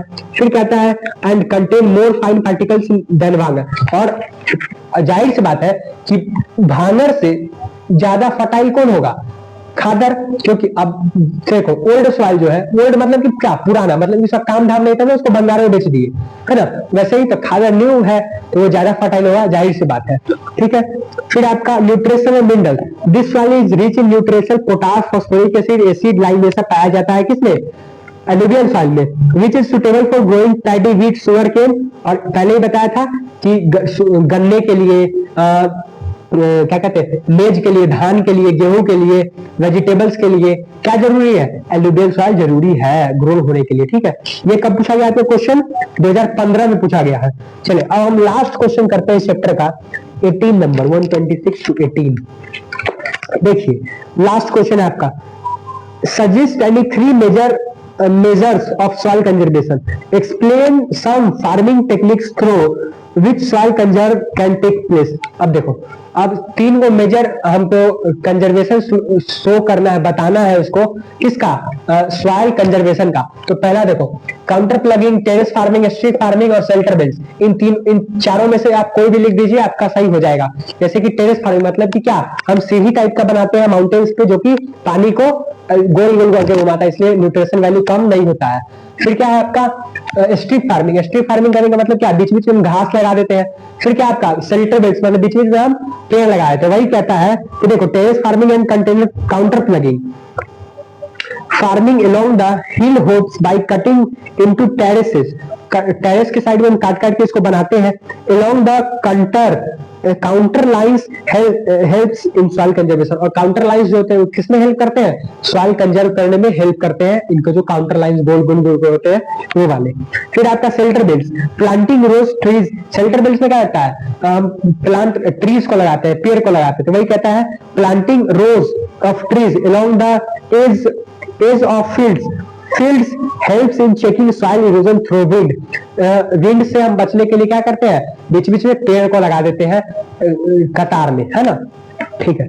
फिर आपका स्ट्रिप क्रॉपिंग, स्ट्रिप क्रॉपिंग कहता है कि divided the field into two strips, letting grass grow between the crops, breaks the force of the wind thereby checking soil erosion। अब देखो विंड से बचने के लिए हम बीच बीच में घास लगाए तो उसी को कहते हैं हम लोग स्ट्रिप क्रॉपिंग, ठीक है। आपका ये चैप्टर हो गया खत्म, और ये आपके कभी क्वेश्चन पूछा नहीं है, आगे पूछ सकता है, नॉलेज के लिए भी आप याद रखिए, ठीक है। तो भाई ये चैप्टर आपका खत्म हो चुका है, और यही था इसमें, आप इसको भूलिएगा नहीं, मुझे पूरी उम्मीद है। मैंने देखो लेक्चर लंबा होने का कारण है, बताओ आपके बुक में जो रिसोर्सेज क्लासिफिकेशन किया गया है बस उसमें टेबल बना के छोड़ दिया गया है आपके पहले पेज में, ठीक है ना, पहले पेज में टेबल बना करके छोड़ दिया गया है, renewable, biotic, abiotic, on the basis of origin, exhaustibility, status of development और सब चीजें, है ना, उसको छोड़ दिया गया है एक ही जगह पे टेबल बना के। मैंने 1 घंटा 7-8 मिनट बस वही पढ़ाया है, तो जाहिर सी बात है लेक्चर लंबा होना ही है। और देखो मैं आपका गला नहीं काट सकता, या फिर कोई भी टीचर, है ना, शॉर्ट में वीडियो बनाने में कोई दिक्कत नहीं है, शॉर्ट में 1 शॉट में 1 घंटे में चैप्टर खत्म हो जाती है। लेकिन बात यह है कि आपको अभी किस चीज की जल्दी है ना, एग्जाम अभी आपका फरवरी में होगा, मार्च में होगा, है ना, जब आपको पढ़ने का पूरा समय है तो आप अच्छे से पढ़ो ना, 2-2.5 घंटे का लेक्चर अच्छे से देख लो, क्या दिक्कत है ना, अप्रोक्स 3 घंटे, उससे ज्यादा तो नहीं, है ना, लेकिन आपको एकदम डिटेल से सब कुछ समझ में आ जाएगा, ठीक है। मैं नहीं कहता कि मेरा ही लेक्चर देखो, क्यों भाई, क्यों मेरा, क्यों, और जो आपको टीचर अच्छे लगते हैं उनका लेक्चर देखो, लेकिन मन से पढ़ो, ठीक है ना, ये नहीं कि शॉर्ट के चक्कर में जाना है। शॉर्ट पढ़ के क्या करो, नंबर लाके क्या करोगे, गार्जियन खुश हो जाएंगे, ठीक है, उसके बाद फिर क्या, नौकरी मिल गई आपको, बताओ, नहीं ना, वही बात है। आप नॉलेज गेन करो, नॉलेज आपके पास रहेगा, डिग्री, देखो डिग्री का वैल्यू ऐसा बात नहीं है, लेकिन नॉलेज आपके पास रहेगा जब परसेंटेज उतना 75%, 80-95% वो ठीक है, नॉर्मल है, ठीक है। जो 98% लाएगा वो भी इंसान ही होगा, और वो भी 11th ही पढ़ेगा आगे जाके, और जो 75% लाएगा, 80% लाएगा, उसको भी आगे जाके 11th ही पढ़ना है ना। तो आप नॉलेज के लिए पढ़ो, ठीक है, नॉलेज के लिए पढ़ो। चैप्टर आपका खत्म हो चुका है, मैंने एक बातों को 4 बार 5 बार मेरे से जितना हो सका मैंने रिपीट करके बताया, और सारे डाउट्स को क्लियर करने की कोशिश करी। अगर बीच में कोई गलती हो गई हो, पक्का हो ही गया होगा गलती, उसके लिए माफ करें, ठीक है, उसमें सुधार करने की मैं कोशिश करूंगा, ठीक है। और जो आपको डाउट हो आप कमेंट बॉक्स में लिख सकते हैं, और अगर आपको इकोनॉमिक्स का चैप्टर 1 देखना है, डिस्क्रिप्शन में लिंक आप जाके देख सकते हैं, ठीक है। चलिए धन्यवाद, जय हिंद, मिलते हैं आपसे नेक्स्ट लेक्चर में, नेक्स्ट क्लास में, जय हिंद।